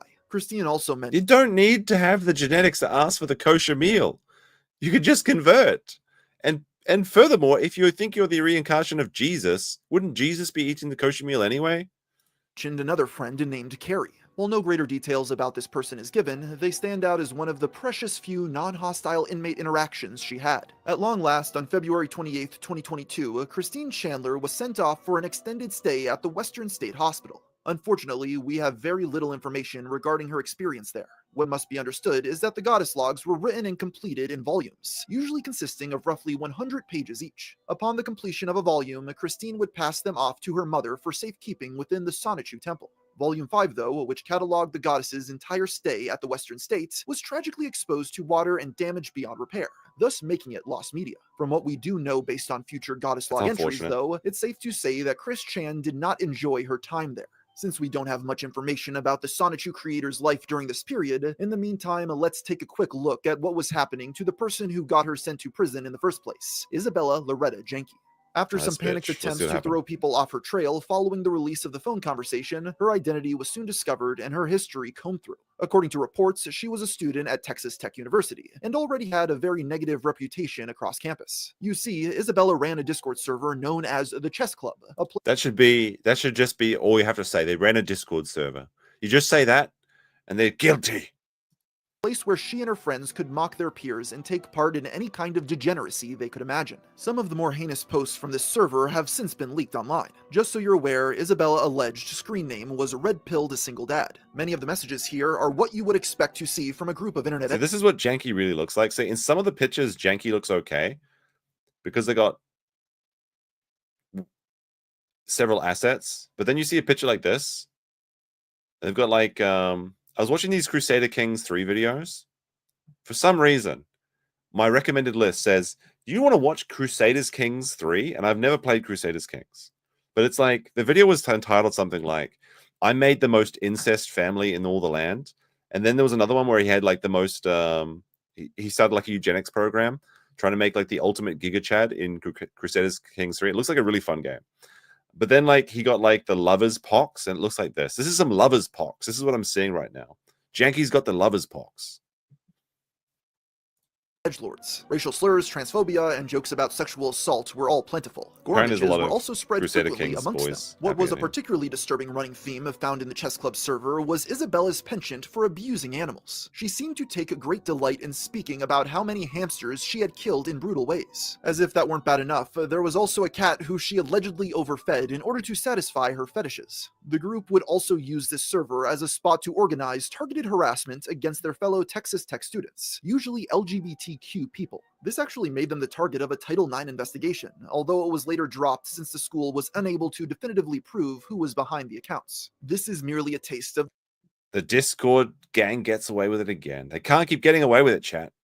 She can't keep getting away with it. Someone always says that they can fix her. Someone always says that. Yeah, you need to put her in the wood chipper. Abusing animals is so... Abusing anything that's weaker than you is a shit move. It's really embarrassing. It's pathetic. Overfeeding the cat, though, like... I've seen so many chonky cat memes that that's kind of... I kind of like... I don't want to smile at that, but like... Because it's sad. When you have like an overweight animal, that's actually very sad. But then you see like the meme where it's like, oh Lord, he's a coming. And it's kind of makes me giggle. But the hamsters didn't get what they deserved. I mean, well, yeah, they deserved to live, so they didn't get what they deserved. But I feel bad for those hamsters. the sorts of acts Isabella Janke had been accused of, although it's worth noting that the more severe allegations of abuse towards both humans and animals has not been proven beyond a shadow of a doubt to be true. Texas Tech did confirm that they... I mean, there's as much evidence for the hamster shit as it was with the Barbussy event happening, so I think it's guaranteed, right? would be opening an investigation into her following the sheer number of reports they received, although the results are unknown. Many people speculate that Isabella has been able to avoid both the consequences of her actions and the scrutiny of the public eye due to her parents. Not only are both of them ex-military personnel, but her stepmother is a member of the Secret Service. Wait, Some really? have theorized that these connections have suppressed any further information about her from becoming public. But wait, So this is Biden's fault. What the fuck? Secret Service member has like a secret like goblin daughter that just likes to torture things. And she gets away with it because literal deep state asset. What the fuck is this? No justice, no peace. That can't be said for certain. No matter what, though, these allegations will follow the young woman for the rest of her life, and will undoubtedly have a massive effect on her moving forward. So right now, we're going to have Christine over to our Airbnb. We tried to get access to her apartment, but she didn't feel comfortable with us going over there currently. We also tried to see if we could go and do a road trip to see Barb, but she didn't seem against it, but she didn't want to do it right now. So I don't know, maybe some other time, but it's clear that she still has access to Barb. So yeah, we'll hang out here and just do a couple activities, hang out, maybe cook a bit, maybe draw a bit, and see where the day takes us. Hello, Christine, come right in. Yeah, hey viewers at home. That's a great view. So let's see, what do you want to do? This is some like, I can never understand this type of confidence where you charge into an Airbnb, go out to the balcony and start screaming while you're bringing in your pencil collection. Like, Chris may be a degenerate motherfucker, but they do have a presence. Draw today. I figured I'd just keep it simple. I'm going to do a simple Sonichu and Rosie drawing. Pardon me? How many drawings of Sonichu do you think you have done at this point? Look at this. They've got like their own special, like they've glued on something so that it can't get stolen. It's like a tip that just says Christian Weston Chandler, and they've got like 100 different felt pens as well. Like the massive number. It's expensive. You buy something on Etsy, you're not exactly going to get the same quality twice. There's bound to be an error or two along the way. So what percentage of your day is working on the Etsy store and doing the commissions? Decent amount. There's outsourcing, of course. Sheesh, I make Sonichu look a little gruff. Wait, outsourcing? There's outsourcing? Is Chris outsourcing the Sonichu drawings to Indians? Is that what's going on here? Are they just rich now because they're outsourcing all of their work to like poor Koreans or Indian like animators, just like The Simpsons? From the side view. What's still at the old house of yours? Do you still have any of the old collections? A bunch of the old collections, yes. When was the last time you were there visiting Barb? Actually earlier this month. I visit once a month these days. So what if someone wanted a Pickle Rick in a picture like this? How much extra would that cost? How much for a Pickle Rick? Post your Pickle Rick. Sorry, my voice is kind of going still. But like, Chris doesn't like pickles though because of the Pickle Man. As a commission. Can't put a Pickle Rick in a drawing like this. It don't work. What if someone like wanted to pay a lot of No, Pickle Rick is not going to happen. It doesn't work. They have too much artistic integrity to include the Pickle Rick. Money to make it happen though. Is there a price, or do you just have the artistic merit? Well, you'll never do it for $1 million. Merit. Even $1 million, Chris would never put a Pickle Richard into his Sonichu drawings. That's a work ethic and a standard that I could not understand. There you are with my compliments. Thank you very much. So you talked a bit about Andy Warhol. Do you think you're better than him? Or on the same level? What do you feel? I'd say decently on the same level, though more socially outgoing. Do you have limits of what? I'd agree with that. I think Andy Warhol ain't shit. Wait, let me see. And he's the can guy, right? Andy Warhol. Cans.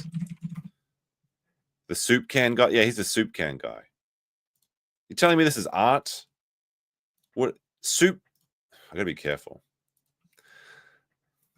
Soup people, please explain. Why am I supposed to believe this is art?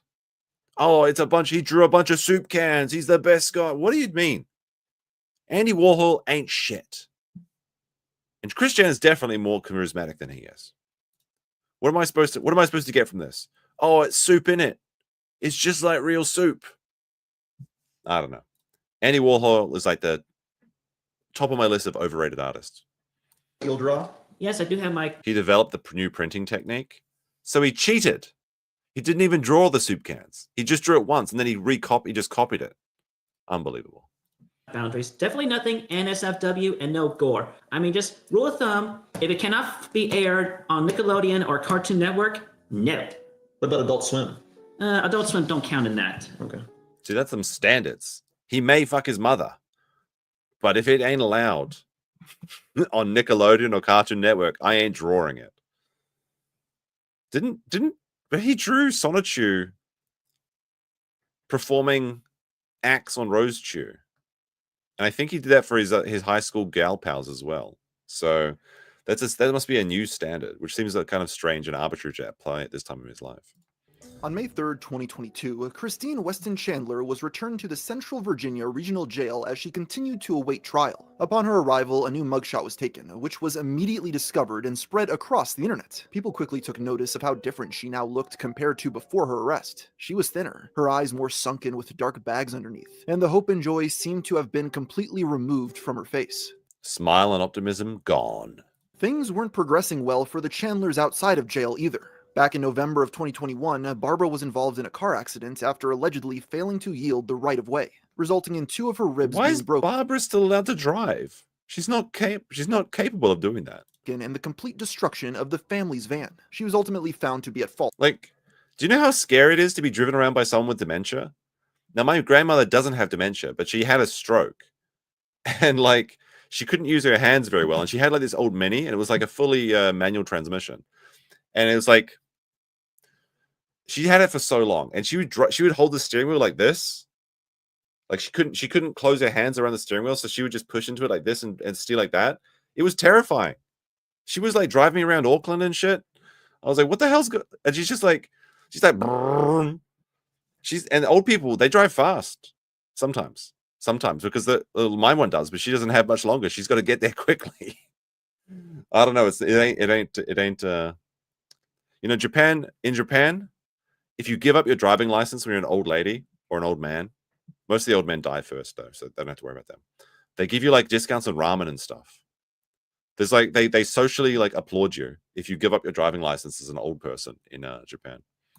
And fined $30, as well as an additional $76 in court fees. This made many people wonder why she was still living independently. From the more recent videos of her that had been released to the public, it seemed obvious that she was not in a proper mental state to care for herself as she hit her 80s. By the time Sonichu's creator returned to jail, everyone involved seemed to wish this entire ordeal was over. Christine wanted to go home. David Hallberg was clearly growing tired of dealing with this particular client, and the local government was losing patience with the dozens upon dozens of calls they received regarding Chris Chan on a weekly basis. While she had not yet been acquitted of her charges, serious conversations began taking place around June of 2022 regarding potential plans to send Christine home. So did Chris Chan actually just escape prosecution because they were so annoying and the people didn't stop calling? Is that actually what happened? The judges said enough of this and let him go? No justice, no peace. For a brief stay in a halfway house. Since the only evidence was the phone call from Isabella, and both the defendant and alleged victim repeatedly denied that the crime had taken place, prosecutors felt that a full trial wouldn't be worth the effort, so the solution seemed ideal for everyone. There was just one problem though. The court still had a special condition in place that Christine could not live with her mother, and Barbara refused to leave her home. Barbara, as of yesterday, is not only still alive and well enough, but she is redneck stubbornly still at the Sonichu Temple. Suffice to state, this news has put our body and mind into a bit of a frenzy mental state that I had to expel the energy and entity of that further frustration. Does anyone in chat want to guess what expel the frustration energy means? Look, as a man myself, there's only one way to get rid of frustrating energy. Okay? Sometimes you just have to, you've got a big decision you have to make. You need a clear head, and you got too much of that frustrating energy. You just got to get rid of it. From the sound of it, Barbara was not doing this in a purposeful attempt to make things more difficult. She was already distressed enough living without... Just the poster in the background. It's like BronyCon. Oh boy. And then Bob's like sitting here, the pearl necklace on the... Oh my god, it's like, oh, this is like, So you've got Barb in the nightie, or the old lady dress, with the pearl necklace. What are we going to do in the bed, Chris? You've got the Rainbow Dash pillows, and then you've got BronyCon poster that says, oh boy. This is a nightmare image. And then you've got like all these like toys, and you're surrounded by Funko Pops. Oh my god.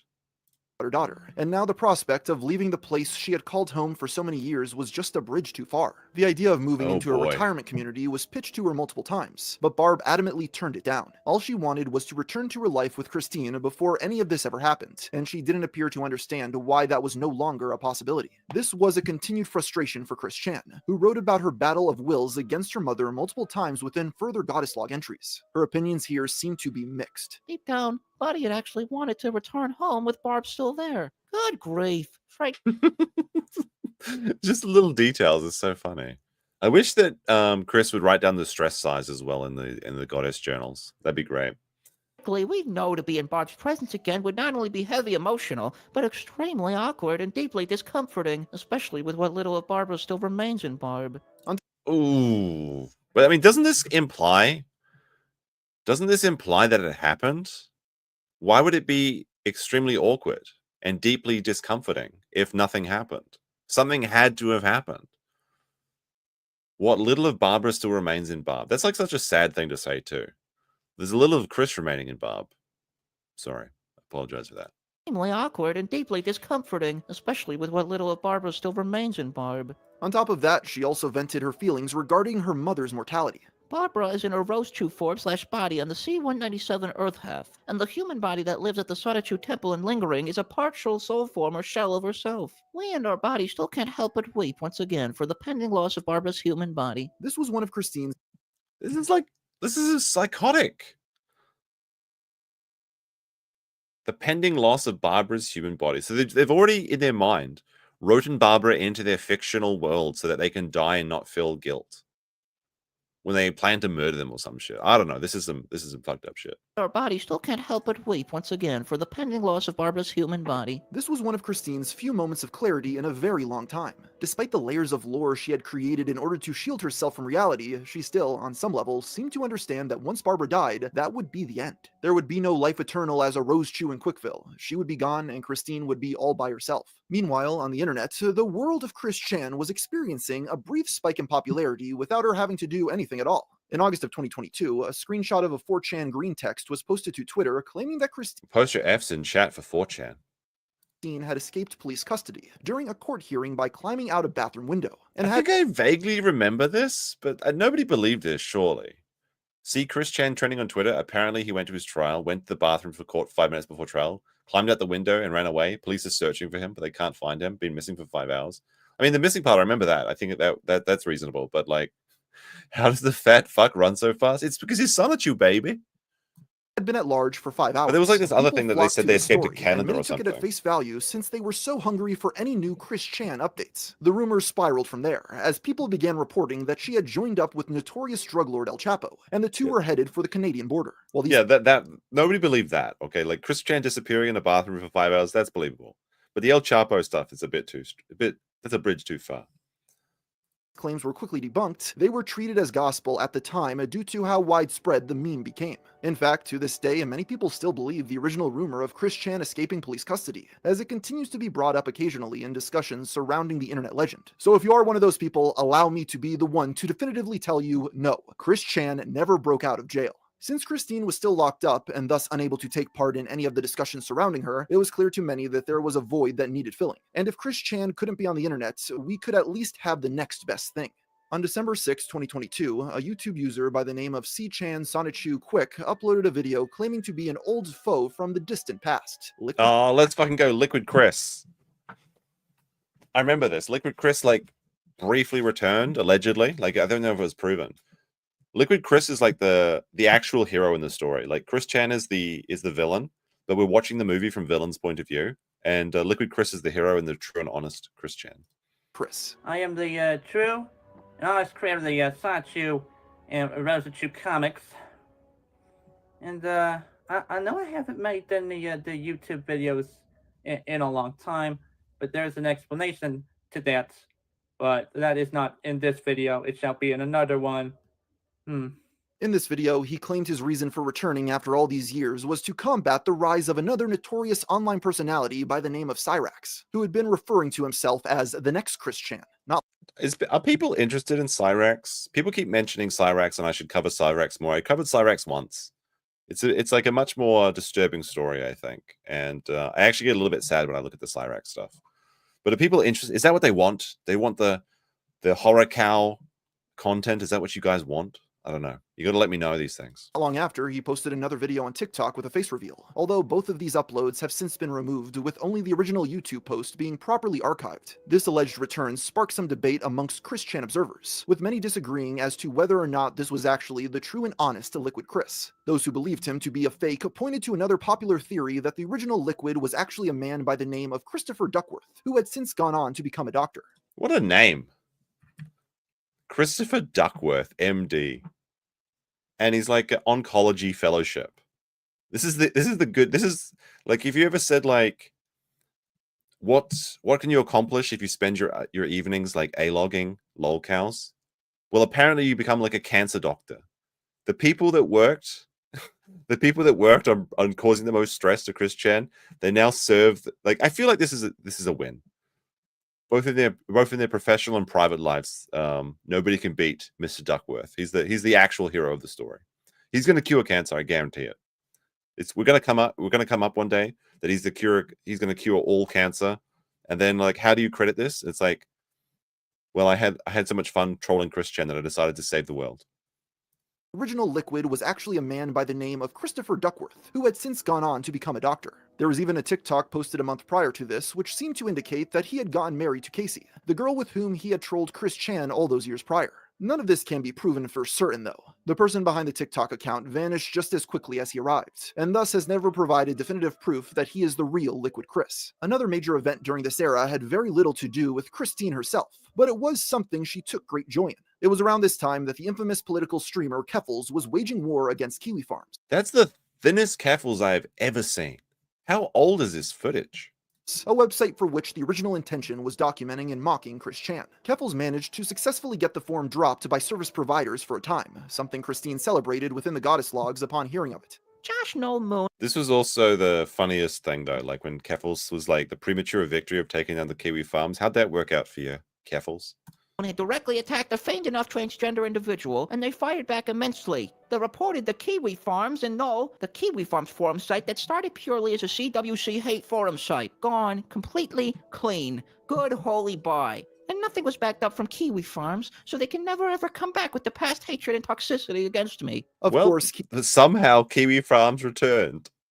Kiwi Farms eventually came back online and returned to business as usual. This is roughly how things continued for the next year or so. Christine's case was granted continuance after continuance, with multiple ideas being pitched about what exactly to do with her. Based on some of the papers she was using to write pages of the goddess logs, it can be seen that she was being kept in the jail's administrative segregation area for the inmate safety and to ensure the security and control of the facility. I think that's a good move. Chrischan should be segregated from life. Essentially, this means she was being kept away from the general jail population, although for what reason we can only guess. As the months rolled on, Christine became progressively less interested in detailing her day-to-day life in her diary. It's not hard to see why. Her daily routine had become so mundane that there was likely not much left to write about anymore. Later volumes of the goddess logs were filled to the brim with dense Sonichu lore, as that spiraled into being her day-to-day reality. The internet at large... Wait, let's have a look at this. All right, let's enhance this picture. Take a look. So you've got 2025 New Year. You've got all these gem rolls around you. You've got Pokeballs. Okay, nice details. You've got like the rainbow gem in the middle. Very nice. Chaos Crystal Control. Goddess Log pages, Pay at 13, and writings and drawings. Additional detailed stories and events for the Sonichu. Newer books and everything. Part 5, Midsummer 2025 onwards. I think it says like 2052, but I guess it's just written wrong way around. This side up. Why does it matter what side up it is? It's so stupid. What happens if you read it backwards? Does that disable everything?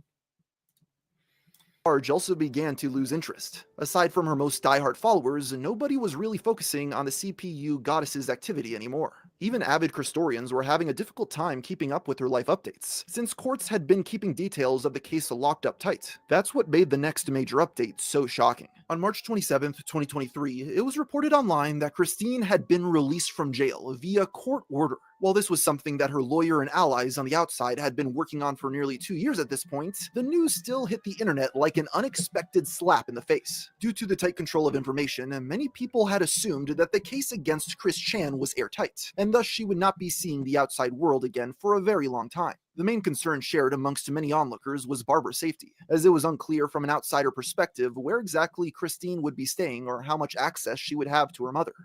Barbara gives me like these really creepy vibes, honestly. Like, I feel bad for her because obviously she has dementia and it's not her fault. But she reminds me of like the amnesia monster. I think it's the way her like face is like melting. Maybe she had a stroke on this side or something. I'm not sure. You know what I'm talking about? The amnesia monster? It's real. She's got a really spooky face. Just a matter of waiting to see how things would play out. The Sonichu creator did not return to the internet right away, but that didn't mean she was completely absent from the public eye. On May 1st, images were posted to Reddit and... Wait, hold on a second. Sorry, I'm getting to... Is this a crystal growing set? I mean, that's just good, wholesome fun. Discover crystal growing set. Discovery crystal growing. Look, I need to buy these sets now because where I used to get my instructions on how to grow crystals, 4chan, they closed down. Although I haven't successfully made crystals from those instructions just yet, but some other stuff happened.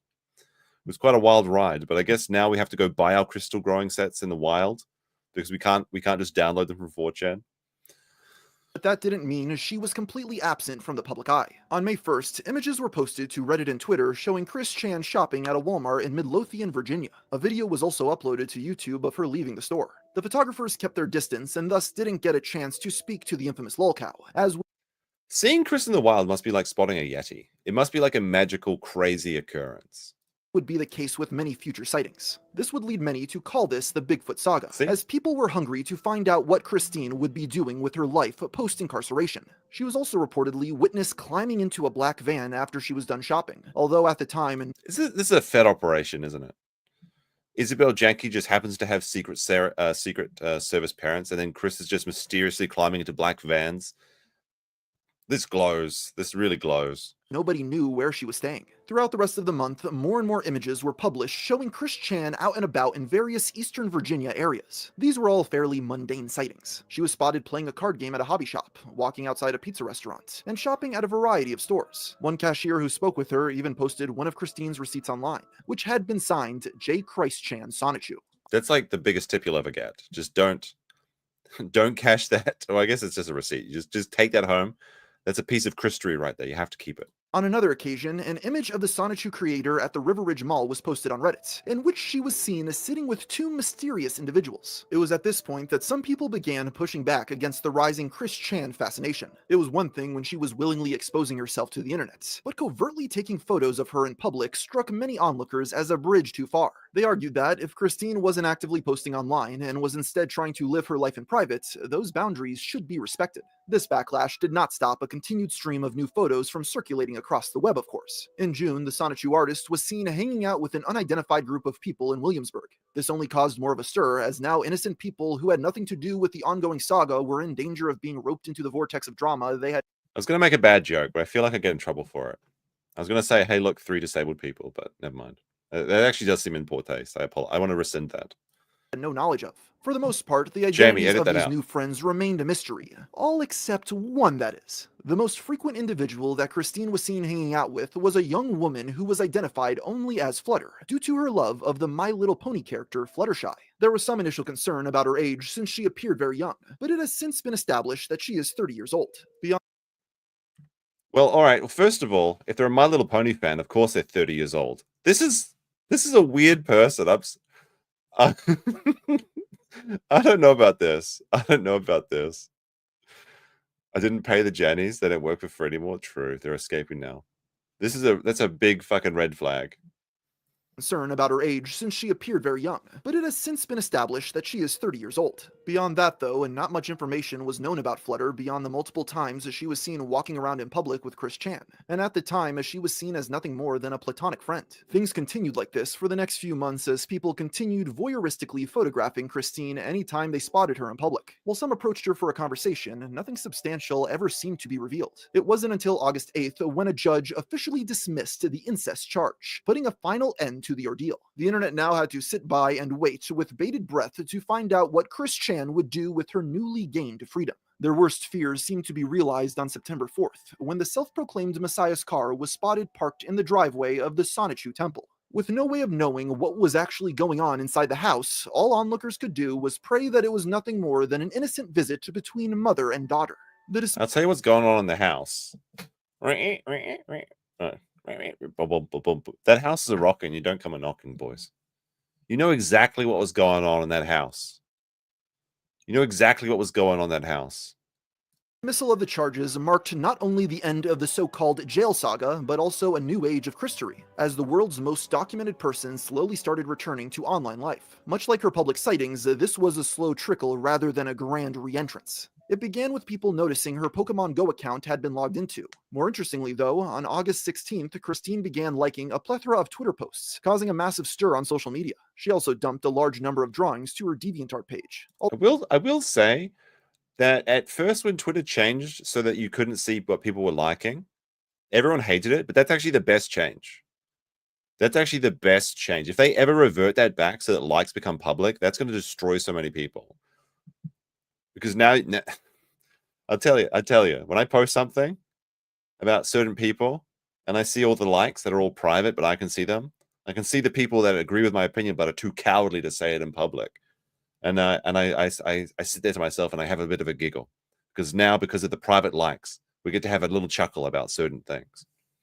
Although these were uploaded without comment, the best word to describe the vibe around this time would be ominous. Chrischan had repeatedly made her presence known, but she wasn't speaking a word to anyone. It was as if she was lurking in the shadows, constantly watching and liable to jump out at anyone, anytime. Christine's first public statement, so to speak, happened on September 3rd, when a Twitter user by the name of Helena posted a message she had received from Sonichu's creator, along with a selfie. Sorry for not responding, but I have been keeping a low profile as possible, and my online return is coming, and I allow you to share this as I know you are likely to do. I also enclose the following photo. Thank Critical for the really divinely inspired J Fuel. They siphon well, you and everyone, with blessings. And this... All right, what is this weird, like, did they just forget to shave on this side, or does it not grow here? What is going on with this job? Like, did he just like miss here? What? It's like, no, it's like half a chin. It's like half a chin. What's going on? Is it doing the thing where you shave half your face so that you can like look in the mirror and then you're the woman and then you can look at the other side and you're the man and you're gonna have the conversation? Also, like, do people actually buy G Fuel? Has anyone ever tried G Fuel? Like, why do gamers need energy drinks? They sit at their computers all day. They don't need G Fuel. They need to go outside. And I say this as someone that has several 8-hour-plus dinosaur streaming sessions a day. Gamers don't need G Fuel. But, like, I don't know. If I get the G Fuel sponsorship, should I take it? Like, one day in the future, should I ever take the G Fuel sponsorship and shill slop to worthless gamers that don't know any better? G Fuel gave you heart palpitations for a few days. I drink 5 G Fuels per day, 1,000 milligram caffeine per day. Just get caffeine pills or just drink coffee. It's banned in your house. J Fuel, is that code for masturbation? No, never tried it. I don't know. I should shill G Fuel. I'd only shill G Fuel if they gave me like a custom flavor. I had a monster the other day, actually. There was like a free monsters being... That's part of the story I shouldn't tell. Anyway, I got on a really weird train. And on my way back, I got free G Fuel. Not G Fuel, free new Monster energy drinks. They're a shit flavor, though. The white Monster's perfect. They should never change. They just sell that. Finally inspired J Fuel. They siphon well, you and everyone, with blessings.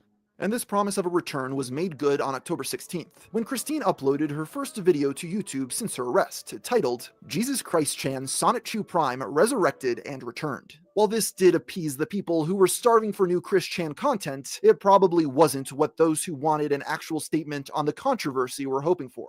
It is kind of amazing, the work ethic that Chrischan has after their arrest. Like, Nick hasn't been able to stream for like almost a year. But Chris is just, I think their stream's like popping off, right? Like it's streaming every other day or something. On the road to the city of Quickville. And they're putting out this content. City of Quickville. On the road to the city of Quickville. Even though this song is a direct theft of On the Road to Viridian City. Flagrant copyright abuse, but never mind. City of Quickville. Those in the audience craving a more substantial video got something closer to what they wanted the next day when Christine uploaded Setting the Record Straight. There never was any sex involving me in 2021. While this was an attempt to address the arrest and all the speculation surrounding it, for many it's... Wait a second. Setting the record straight. There was never any sex involving me in 2021. I think I can make that claim too. Well, I mean, I can guarantee you I didn't get any barbussy. I can tell that for sure. 2021. While this was an attempt to address the arrest and all the speculation surrounding it, for many it still left something to be desired. So just so y'all know, straightforward and blunt, to the point. The reason I went to jail the charge I was charged with, I was innocent. There never, ever, ever, ever, ever was any sense between Barbara and I, period. But hey, you're never going to make me commit suicide, period. And that was the attention that Bella had in all her chopped and screwed up recordings, with all the attention to manipulate me into that. But hey, I foreknew she was going to do that. I tested her. At the time, I treated her like, just as a friend, try to get her to be on the good side. But obviously she failed. But I was proven innocent. And they couldn't place me anywhere, which is why they kept me in jail for so long, because they didn't know what to do with me. They didn't know what to do with somebody was freaking autistic and you weren't putting your words in. Ish. They didn't know what to do. They just kept me in jail. They didn't know where to place me. But fortunately, I can have a couple of ideas. Zappin towns to the beginning, I think. they did know where to place me eventually, so that happened. I'm safe and doing better. Chris needs to get zapped to the extreme. I'm sorry, Father. It's time to zap you to the extreme. Christine repeatedly claimed to have been framed and taken out of context by Isabella Jenke. To this day, she has not been able to explain exactly why she said what she said on the infamous phone call. People also questioned why she had chosen such a distinctive background image for this important video. On Twitter, she explained that it was the Royal Albert Hall for, quote, obvious reasons. With this video, the floodgates were now open, and Chrischan started posting on the internet again. Her primary outlet was Twitter, where she continually wrote the kinds of ramblings she was best known for, primarily regarding her favorite pop culture franchises and the Dimensional Merge. One thing she seemed particularly hung up on was the newest reboot of My Little Pony, dubbed G5 by fans. Christine had been a huge fan of the previous version of the cartoon, G4, and thus was not fond of this new iteration. But with... Is that why they did it? Did they get the new generation of ponies just to destroy the current brony fan base? If they did, that's genius, because you just know how cringe it was going to those conventions. So you have is it Tara Strong or whatever? The girl that I can't remember her other acting roles now, but she was Riku in Final Fantasy X. Amongst other, basically every voice actor. She's like every voice actor. But you have all of these people going to these brony conventions, and it's just all guys there. It's all 30-year-old guys. It's so weird. They're expecting to be signing t-shirts for little girls and stuff, and then they're just a bunch of sweaty men are at these conventions. So then they found out if they kill the ponies and make them 3D or something, all the bronies will go crazy. Yeah, Harley Quinn and a bunch of Pubbles from Papa. Yeah, she was in a lot of shit. So her voice is very recognizable. But yeah. If they actually did that, that's genius. And they used Chrischan as a radioactivity Geiger counter. If Chrischan is annoyed at the change of something, they go through with it. That's why they keep changing Sonic's arms to see how much of a reaction they can get. Chrischan, it wasn't enough to simply say the show was bad. In her many rants about it, she claimed that G5's existence was somehow destabilizing reality. MLP G5 does not exist yet in this timeline, period. It should never exist until well after My Little Pony Friendship is Magic Season 14, Episode 26. Divine forces are at work to make this right, and so you all have the chance to make this easy on yourselves by removing everything MLP G5 and resuming MLP G4 immediately. I have spoken. Please remedy this post-haste and immediately. I love the confidence in these posts, though. They're not asking. This is a demand of the goddess. Aside from Twitter, in October, Christine announced she would begin live streaming and did so later in the month. Now, at this point, you may be wondering what exactly Chrischan's living situation had been since leaving jail. Little was known at the time, and even to this day, many aspects of the story are shrouded in doubt. Well, after the release order, she went to live at Gateway Homes, a Virginia nonprofit that offers residential mental health services. Some of them... Look at this. Look at this work ethic. Stream 2 weeks ago, 1 month ago, 4 months ago, 5 months ago, 7 months ago, 9 months ago, 1 year ago. Then you've got videos 11 days ago, 1 month ago, 2 months ago, 3 months ago. Look at the 320 videos. This is crazy. So you can come back from an arrest even if you're sad. What are they doing now? Doing toy review videos of Transformers or Zoids or something? Okay. More avid Christorians had already narrowed this down as the most likely possibility, since they had traced... Hold on. I gotta say it. So I was watching the Crusader Kings 3 video, in the video where they're making the most incest kingdom ever. And then you have to make your own religion or something. Because you have to make it so that you're allowed to do incest, and you need a religion to do this. You have to get your piety up, and then you still want your... It's it looks really interesting how much shit you can do in Crusaders Kings 3. But then like this guy told just to this stupid joke, and he's just like, part of my religion is no doggy style, but you don't turn your back on family. Just like I was laughing so much. I think the guy, what's the guy's name? It was like Welsh Ottoman or something like that. Like it was he had like it was like one of those UK flags. But he makes some very good videos. I think he just says, I think it was just called like I made the most incest kingdom possible in Crusader Kings 3. That was really entertaining. And that was like one of those videos where I'm about to go to bed and then I see it pop up. I'm like, oh, I gotta watch this. I gotta see how this turns out. All the spots Chrischan had been cited post-jail This is to a good be idea. within Maybe I a should small play Crusader radius of Kings 3. Gateway's location. After a few months of living with them, though, she was informed that the nonprofit would soon be implementing new guidelines which would complicate the Sonichu creators' ability to stay there. Wait, one more thing about Crusader Kings 3. It's like crazy what you can get and you can do in that game. Like all of his kids were being born as like club-footed dwarves, and like they had heart conditions. It was great. It was great. And he had to keep going to feast just to trying to kill his dude off because he wanted to overdrink him and get like the gout or something. I don't know. That seems like one of those games you can just do so much shit in. You probably need like a manual on how to play it too. It's like one of those really complicated ones. This is where another previously unmentioned aspect of the story comes into play.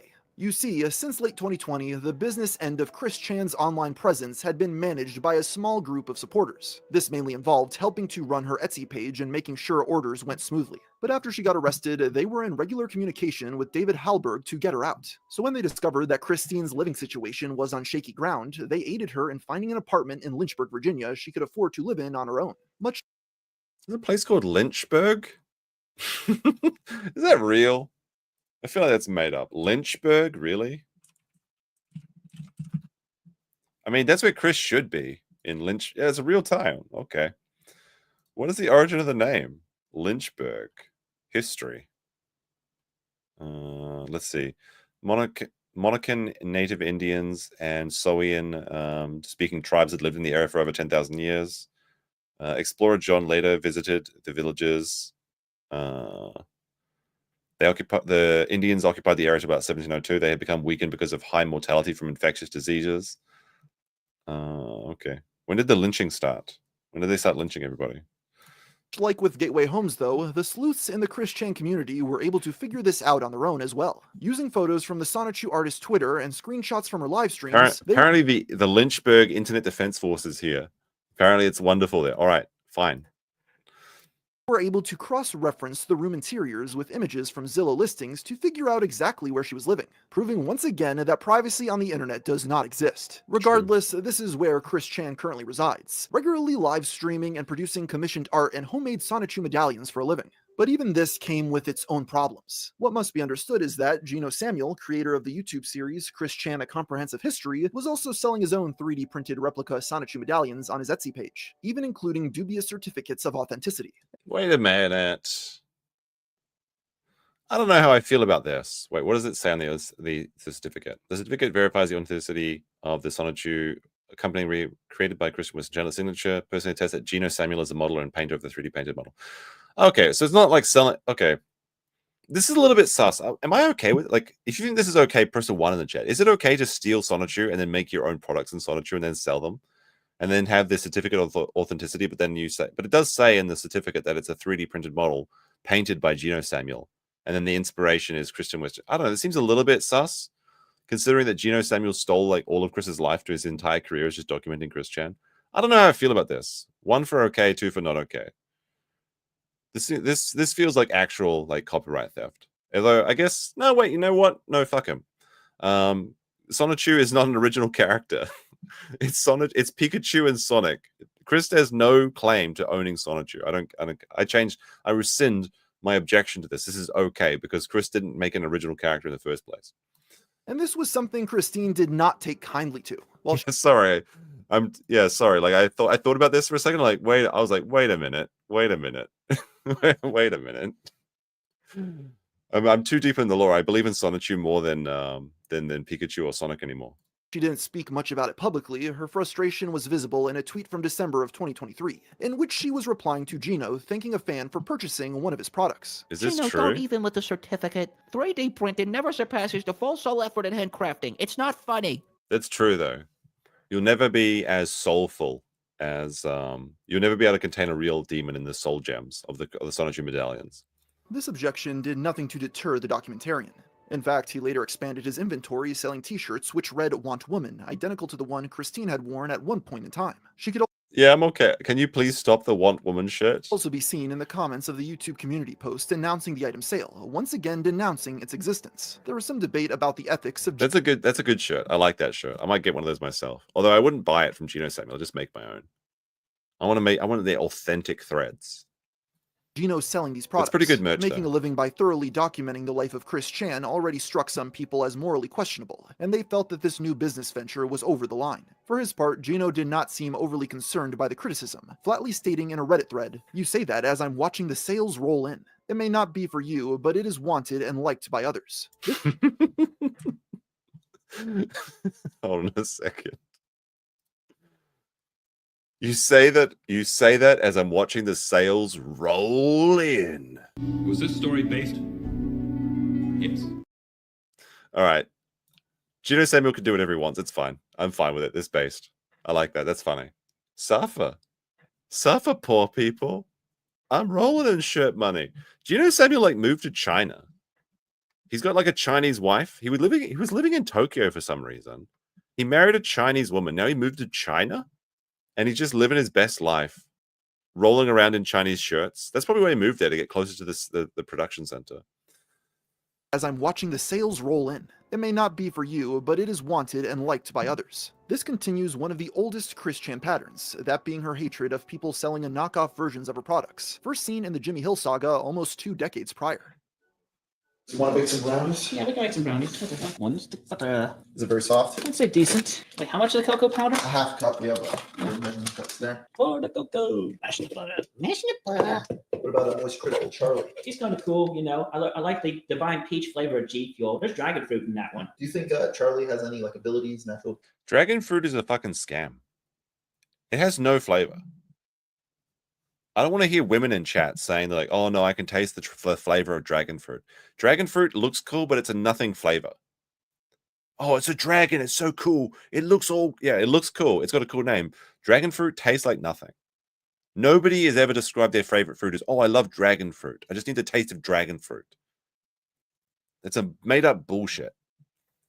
Supernatural abilities? You can at least read the vibes and energy of the room and know where to go based on that. But otherwise, he's just He's doing the vibe check right now. a normal, ordinary dude. Have any other YouTubers reached out to you that are pretty notable recently? A lot do, but obviously it's one where I just mainly will go with them based on the vibe and the light power. Obviously, as I mentioned yesterday, in regards to that, white power and good, and that's one I'll follow. If obviously feels red and bad, then it's like, stay. Did he say white power is good? Wait a second. Hold up.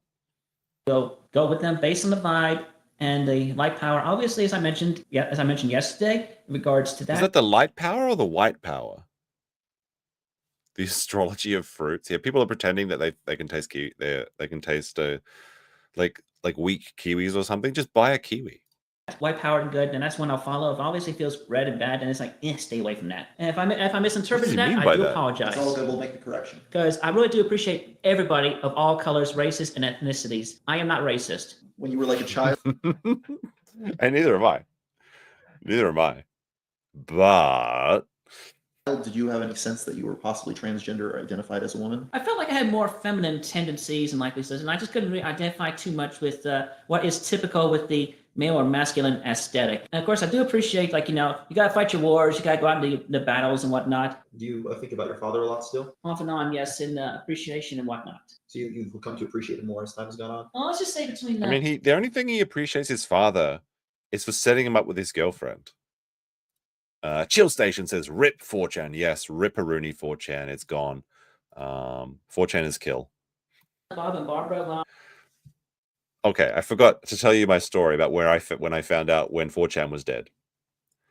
So somebody sent me the link to the to the pictures that were posted on 4chan, that the red words. You know what I'm talking about. It's like it keeps saying a couple of very naughty words in it. They sent me that picture and they said 4chan is good again.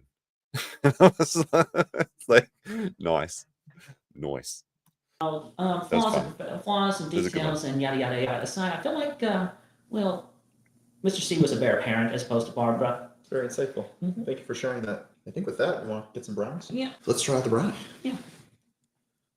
Where do you come up with the idea to do this though? Like, if I was interviewing Chrischan, I wouldn't think about let's make brownies as a fun little activity. Is this just what the Gamer from Mars does? Does he just make brownies all the time? Is it like his hobby? Because if he's into baking, that is actually based. I love baking. I mean, I used to. I did. I went on like a baking spree for like 6 months, and then I gave up. Well, I didn't give up. I mastered it. I made all the cakes that I wanted to, and all the bread that I wanted to. And it was just, I just like, there's no more reason to bake anymore. I've mastered. I've finished. It's like grinding recipes in an MMO. You start with the green recipes, you do them like 100 times, and then you just know everything, and you only have to use it sometimes. That's what I do. But yeah, why would you just decide like let's make brownies, and then you go out and get the cocoa and the butter and all and the flour and shit? Or was it just like this Airbnb? Did it just have a like, hey, you could make brownies for fun, and here's all the ingredients? I don't know. It's all right. Yeah. Delightful, delicious, doable. As opposed to that video game. It's pretty good game. Yeah. It's the one where you click a button and the gravity changes. Yeah. What is the meaning of life? I say best described by the upside down face girl from using one of the Gumball. It's just more about, it's essentially about the journey and doing things that best feel good with you, you know, that, and like power and good. And Is this a white just power enjoying good again? life along the way and doing what you can to do good and help others. So yeah. I could agree with that. Mm-hmm. With Chrischan becoming active online again and her infamy only having grown, there was a much higher demand for her presence by a wide variety of creators. On November 28th, Keemstar posted a tweet saying that he had reserved a guest spot for her on the next episode of Lolcow Live, a podcast he produces designed to highlight some of the internet's favorite punching bags. Christine refused the invitation and wrote a lengthy statement on Twitter denouncing the very concept. That's actually based though. Like, this is so pretentious from Keemstar. Like, yo, I've reserved a spot for you for next week's show. Like, everyone just like revolves around his old little lolcow universe. That's very based of Chris to just say no to this. Although, to be fair to Keem, while I don't like the Fat Retard podcast, it's doing very well. I think it's like the #1 earner in Super Chats in all of America now. Like, they make a shit ton of money for whatever reason. And I guess, you know, you can't argue with success. But I don't know why people think it's so funny to send $20 to just make fun of Boogie over and over and over again. I guess, I don't know. Maybe people just want to feel good about themselves or something. It doesn't make sense to me, but people really like it now. But I'm determined not to talk about it because I don't think it's good content. Backs. Christine refused the invitation and wrote a lengthy statement on Twitter denouncing the very I concept. know it's doing good, but I am just more don't than think it's good. aware, as I have made clear, of the likely usage of AI as leverage in the popularity of one's content itself, as well as any lolcow content. I am not a lolcow, and I feel concern and disappointment with those who sees others in their respective drama and stressful situations as comical. I feel pity for they who do not have empathy upon the pains of others, including myself, as well as not being open for the present and future better individuals they are more than capable of being in light, power, good, and No, righteousness. so it was light power. But I mean, what's the difference between light and white, honestly? I am not the lolcow that I was mislabeled as back in the late 2000s, as I do not identify as such. We all have our respective situations that should be appreciated and accepted with kindness and understanding. While she had no desire. So Brandon says, Chris has more discernment than Boogie and Wings. The thing is, Chris has more options than Boogie and Wings. He can actually just do whatever he wants and just get money for it because people are so enthralled in whatever he does. To interact with Keemstar, there was another YouTuber who Chrischan was very interested in associating with, Clara Sorrenti, aka Keffels. In October, Meaty Flaps. She had joined the transgender streamer's notorious Catboy Ranch Discord server. Suffice to say, there were less than desirable things going on behind the scenes in this community. It's important to note that Christine did not take part in very much discussion here, though. The only time she was ever actually documented speaking with other users was on January 27th, 2024, when someone asked her about Sonic the Hedgehog lore. Even so, Keffels and Chrischan were certainly on friendly terms. On January 17th, she was interviewed by the political activist on her YouTube channel. This video received a decent amount of backlash, though, causing Sorrenti to set it to private a couple months later. In the months following the release of this video, public perception toward Keffels took a sharp decline. Basically, Keffels wanted to become friends with Chrischan because they were saying they were trans and they were against the Kiwi farms. And Keffels was obsessed with trying to shut down the Kiwi farms. But ultimately what happened is they scammed a bunch of people out of $100,000, went to Ireland, got fucked up, and drugged out, and then they just disappeared from the internet, and now they're just like, I think they tried to return recently, but didn't really work out for them. Not at all. So now they're just like, they're down the K-hole like Ricada Boy. This was not due to her association with Christine, though, and her reputation had been rocky long before that for a number of reasons. But the interview certainly didn't help matters either, and today Clara has been essentially run out of the public eye. She locked her Twitter, her YouTube channel became a ghost town, and she is rarely seen on live streams. While most would view this down... It's kind of crazy that Keffels actually had some political sway at some point. Like they could actually make things happen on Twitch. And then they just decided to get drugged out and disappear forever. Like, I'm pretty sure Keffels was the one responsible for removing Destiny from the platform. That's what they did. That's their crowning achievement. It was like the Keffels was like the cancel pig or something. They were trying to cancel Destiny, then moved on to Kiwi Farms, didn't work. Then they got strung out and just spended all the money they were going to use in a lawsuit. It was one of the biggest scams I've ever seen. And now they're just completely irrelevant and scared to go anywhere. Like it's crazy.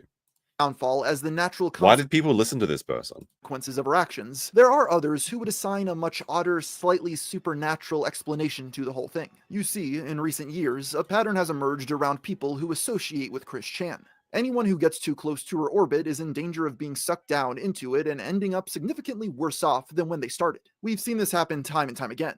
From more... If the Chrischan curse is real, why did you bake brownies with them and hold the Sonichu medallion and accept one?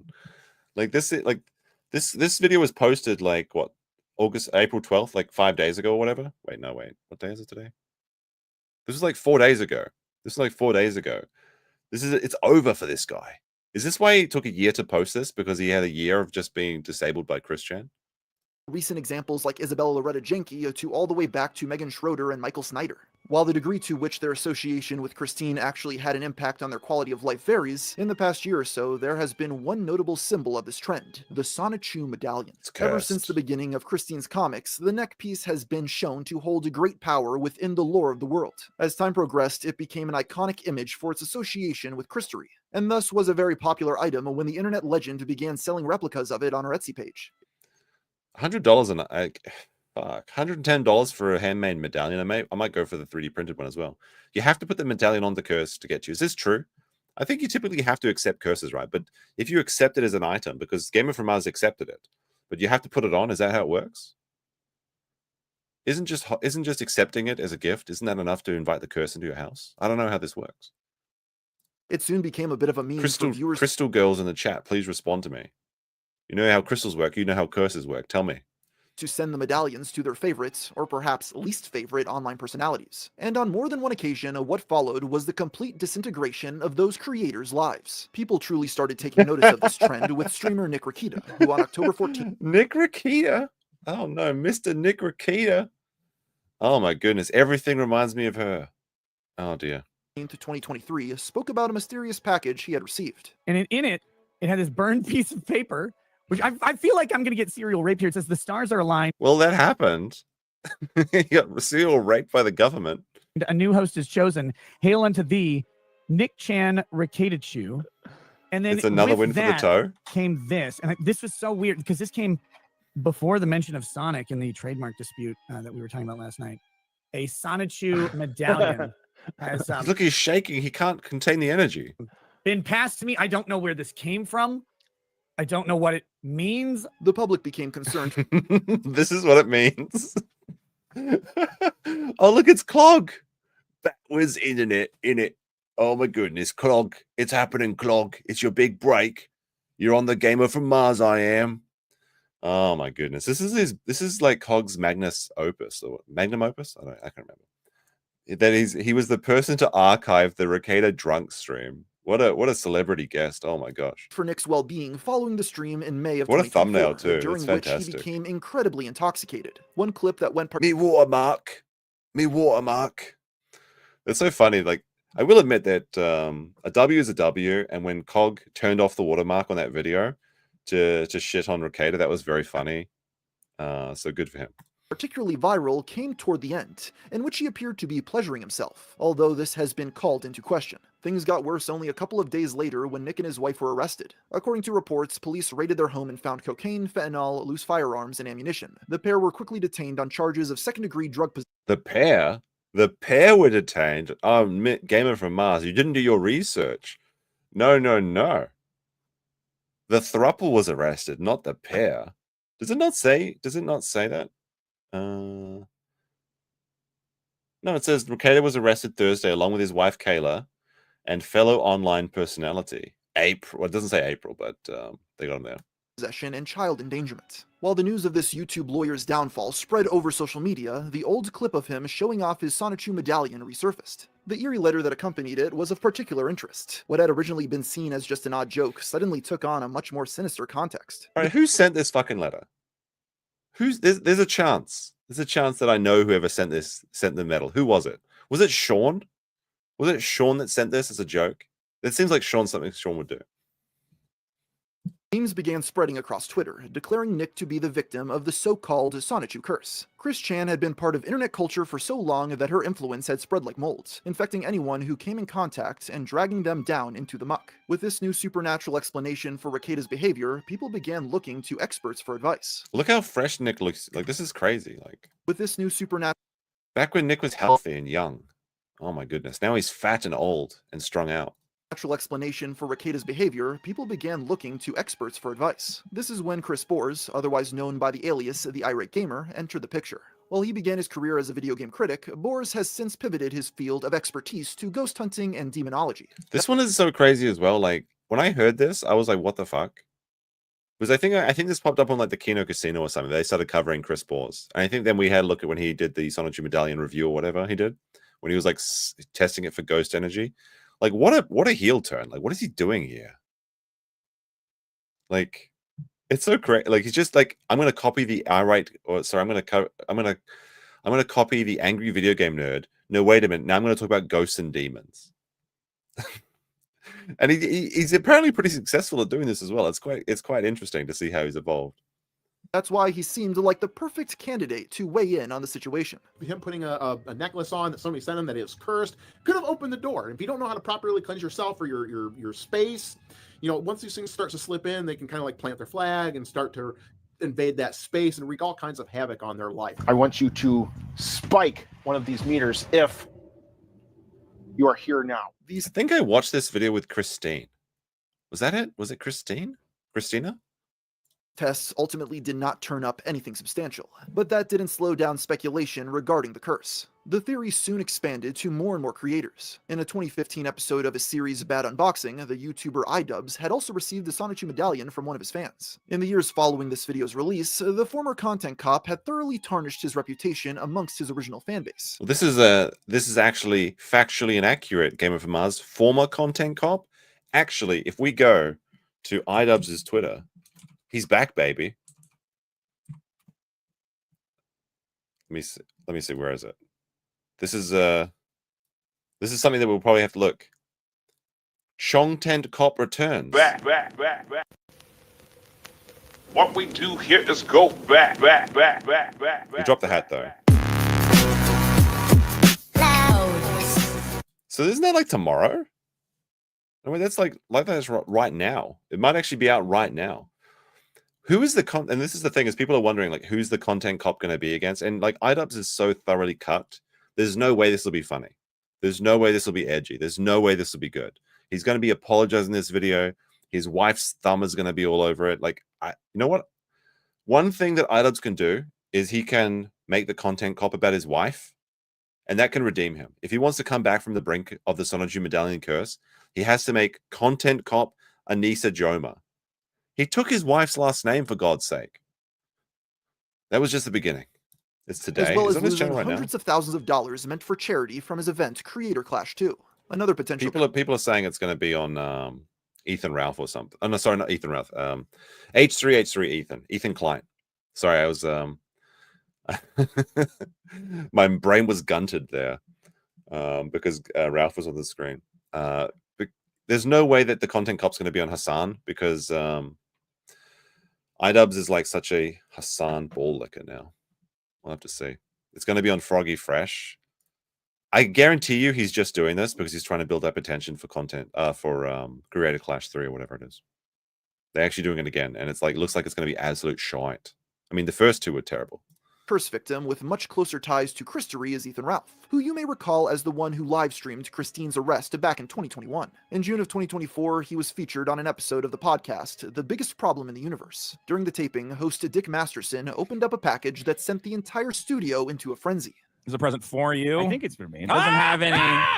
Wait, what? No, wait. No, Dick, no. What is Don't, it? no. What is it? You're messing up the camera. Dude, what the fuck? Not long after that, Ralph posted to Twitter about nearly being involved in a car accident, jokingly wondering if the medallion had something to do with it. I mean, Ralph should know, though. Ralph was there when he was arrested. He knows more than anyone. Blaine's Escape Corner says, could Content cop her tattoos? She even hates them? Yeah. Those are possibly the worst tattoos I've ever seen. And I hate tattoos as a general rule. There's very, very rarely in life have I ever seen a tattoo that I thought looked good or improved someone's appearance. But Anissa's tattoos are possibly the ugliest that I've ever seen.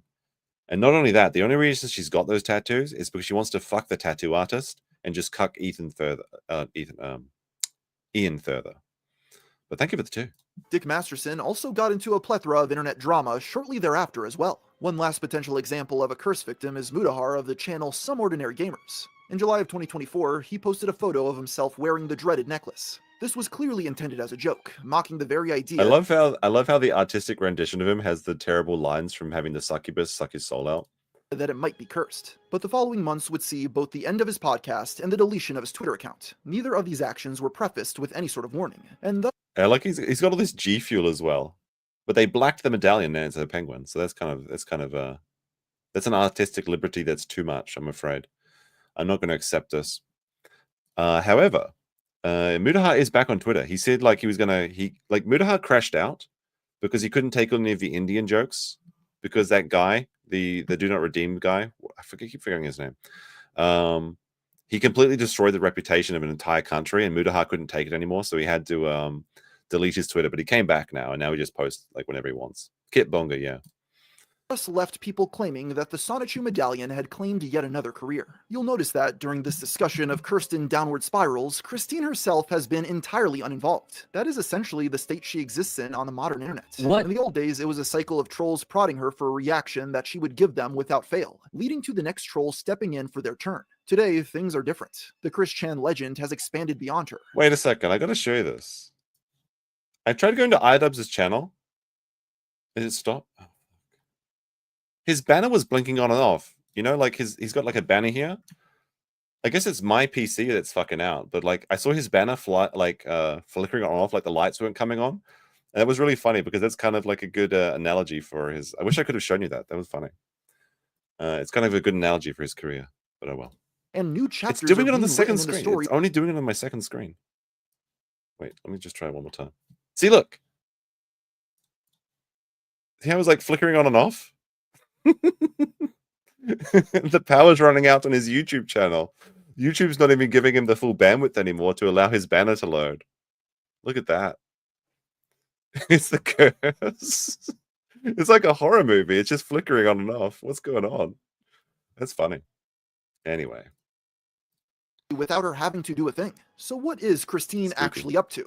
Well, she continues posting about Quickfill, The Merge, and My Little Pony. Streaming and selling art on Etsy seems to be providing her a stable income. While they no longer live together, she still continues to visit Barbara on a regular basis, and the two still deny that any wrongdoing had ever taken place between them. But this may not be the end of the Chandler family. Later in 2024, Christine and Flutter were seen together at a mall in Finland, the latter's home country. This sparked a mass speculation about what they were doing there, with a prominent theory being that the Sonichu creator was there to ask for her parents' blessing in order to propose. But all of this remained nothing more than rumors as Christine continued to keep the details of her personal life very close to her chest. That is until November 24th, when during a live stream, she seemed to announce that she was soon going to be a parent. When the child is actually coming into play, or somewhere around that point. Or I just might keep y'all in the dark and let y'all know and wait till after the child is born. As is often the case with Chrischan, her choice of words. I remember this. Everyone really thought that there was going to be a Chrischan baby, which is, given his track record, I wouldn't trust this. That's pretty bad. But apparently it never happened. Now maybe they just, I don't know.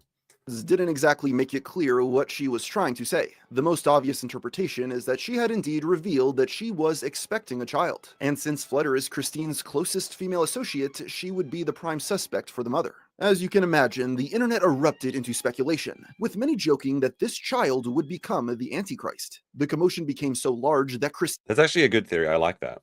Because some people think that the Antichrist is Mr. Beast. There's like Mr. Beast, Mark of the Beast. He's just going around curing the blind and giving people wells and houses and stuff. But then he's got those soulless eyes. So I could definitely see the Antichrist being Mr. Beast. But what if Chrischan is actually the Antichrist, but as a cruel twist of God's like divine humor, they made the Antichrist reincarnated or incarnated, I guess, was it the first time, in the body of an actual retard, and the devil's just like suffering inside and they has to deal with the limitations. You know, like if you could transfer your mind into the body of like a bird or something, but because the birds don't have enough brain to actually have higher brain function, it would be like you'd have just be living on like primal urges or whatever. And that's what it's like for the devil. The devil's inside Chris's brain, but it doesn't have like the evil devil brain, and it has to deal with all of Chris's information. So it's like it's this cruel irony that God's playing on something on the Antichrist. That'd be really funny. But some people say that that Chrischan is actually the Antichrist because they keep spreading its mark around the Sonichu medallion like it's an infectious thing, and it's so sneaky because like you would never expect it to be the Antichrist because they're so like foolish and silly. But slowly, this Chrischan is becoming the most documented and most trolled person in the entire world, and maybe that's like building up the energy. Like if it's like Santa Claus, right? Like the tulpas or whatever. The more you think about the Chrischan, the more energy you're giving the Antichrist. It's an interesting theory. I quite enjoy that theory. Now I don't believe it, but unfortunately I can't post these theories to X anymore because 4chan is kill. So I have to tell somebody about it. Dean was forced to step in and make a statement a few days later, clarifying. Actually, yeah, that'd actually be like that'd actually be like a good TV show, right? Because you know when you see like these TV shows and the devil's always like suave and smart, and he's like he's got like the little pointy beard and the suit and everything, and he's like, oh, let's think about the devil as like a classy guy, as a subverting our expectations. No, we need a TV show where the devil's actually a retard. That's what I want to see. That's the show I want to see. That she had not actually reproduced. Apparently, in the now infamous livestream clip, she had only been talking about a hypothetical child. Chrischan has always had a unique relationship with both reality and the English language, and that disconnect between herself and the general public had once again landed her in trouble. Regardless of her next moves, as long as Christina stays on the internet, there will always be people who cannot forgive her for the charges on which she was arrested. But aside from that, things seem relatively stable. But that hardly matters though. Chrischan is more than just a person now. They are an idea, a specter creeping across the online landscape, a campfire story whispered by social media users in the dead of night. Much like how the line between fiction and reality is blurred for her due to the dimensional merge, so too is the public's view of the fact and fiction of Chrischan. Even if you don't personally believe that the Sonichu medallion is cursed, that doesn't stop millions of others from not wanting to get anywhere near one. And that is perhaps the best takeaway from all of this. No matter how... In some way, like... there's like a placebo effect, I think, with the Sonichu medallion, where people, even though it's not real, surely, but people believe in it, and everyone that's got a Sonichu medallion has had something bad happen to them. So it's becoming real. The power is really becoming true because people just believe in it. That's what makes power. How stable Christine Weston Chandler's life becomes, the legend of Chrischan will only continue to grow. Hey, look, the Dune project. Christine Weston Chandler's life becomes, the legend of Chrischan will only continue to grow, warp, and become stranger. Because, in a sense, any one of us could be the next Chrischan. We just don't know it yet. No! It's... oh no, the surprise twist ending. GamerFromMars is done. He's done, boys. It's over. Post your Fs in the chat right now. Why would you do this? I was wondering what he's doing in the Dune project. Why are you walking out of the beach? And then a final scene. It's over. It's over. That was quite entertaining. Some new intro. I'm getting hyped for Chrischan season 2, although the madness hasn't really begun yet. So anyway, I guess tomorrow we'll take a look at maybe that iDubbbz content cop. and see how cucked he is? Maybe. But I think that's it for tonight. But you know what? Like, we can raid somebody. We could raid another man that is on his quest for a boyfriend-free girl. We can double his view count right now, chat, if everyone goes in the raid. I'll just go set up the redirect. Set up the redirect for you. He's talking about Karen Reed, so if you're a LawTube fan, you'll enjoy it. Go help the man. He does cooking, just like GamerFromMars. He's looking for a girlfriend-free boy. Wait, no. A boyfriend-free girl. I'll be gone. Well, now. Thanks for joining us in chat. Replay crew, be sure to hit that like button and leave a comment, and leave any suggestions you have for future videos or topics in the comment section below. And peace. See ya. What can I play you out on? Let's see. Is the Chrischan story real? Let's find out. It's false. It's false. No way. Not this time. We created it. Not this time. No, not this time. It's totally made up. Pure fiction. It's fiction. It's fiction. We made it up. We made this one up. It's a made-up tale. It's a total fabrication. It never happened. It never happened. This one was invented by a writer. Not this time. It never happened. It's false. It never happened. It's a fake. It's fiction. It's an urban legend that never happened. No way. We got you. Not a chance. Not this time. It never happened. It never happened. We made this one up. It's fiction. We made up this one. We made it up. Not this time. Wrong. Not this time. Not this time. You're wrong. Not this time. It never happened.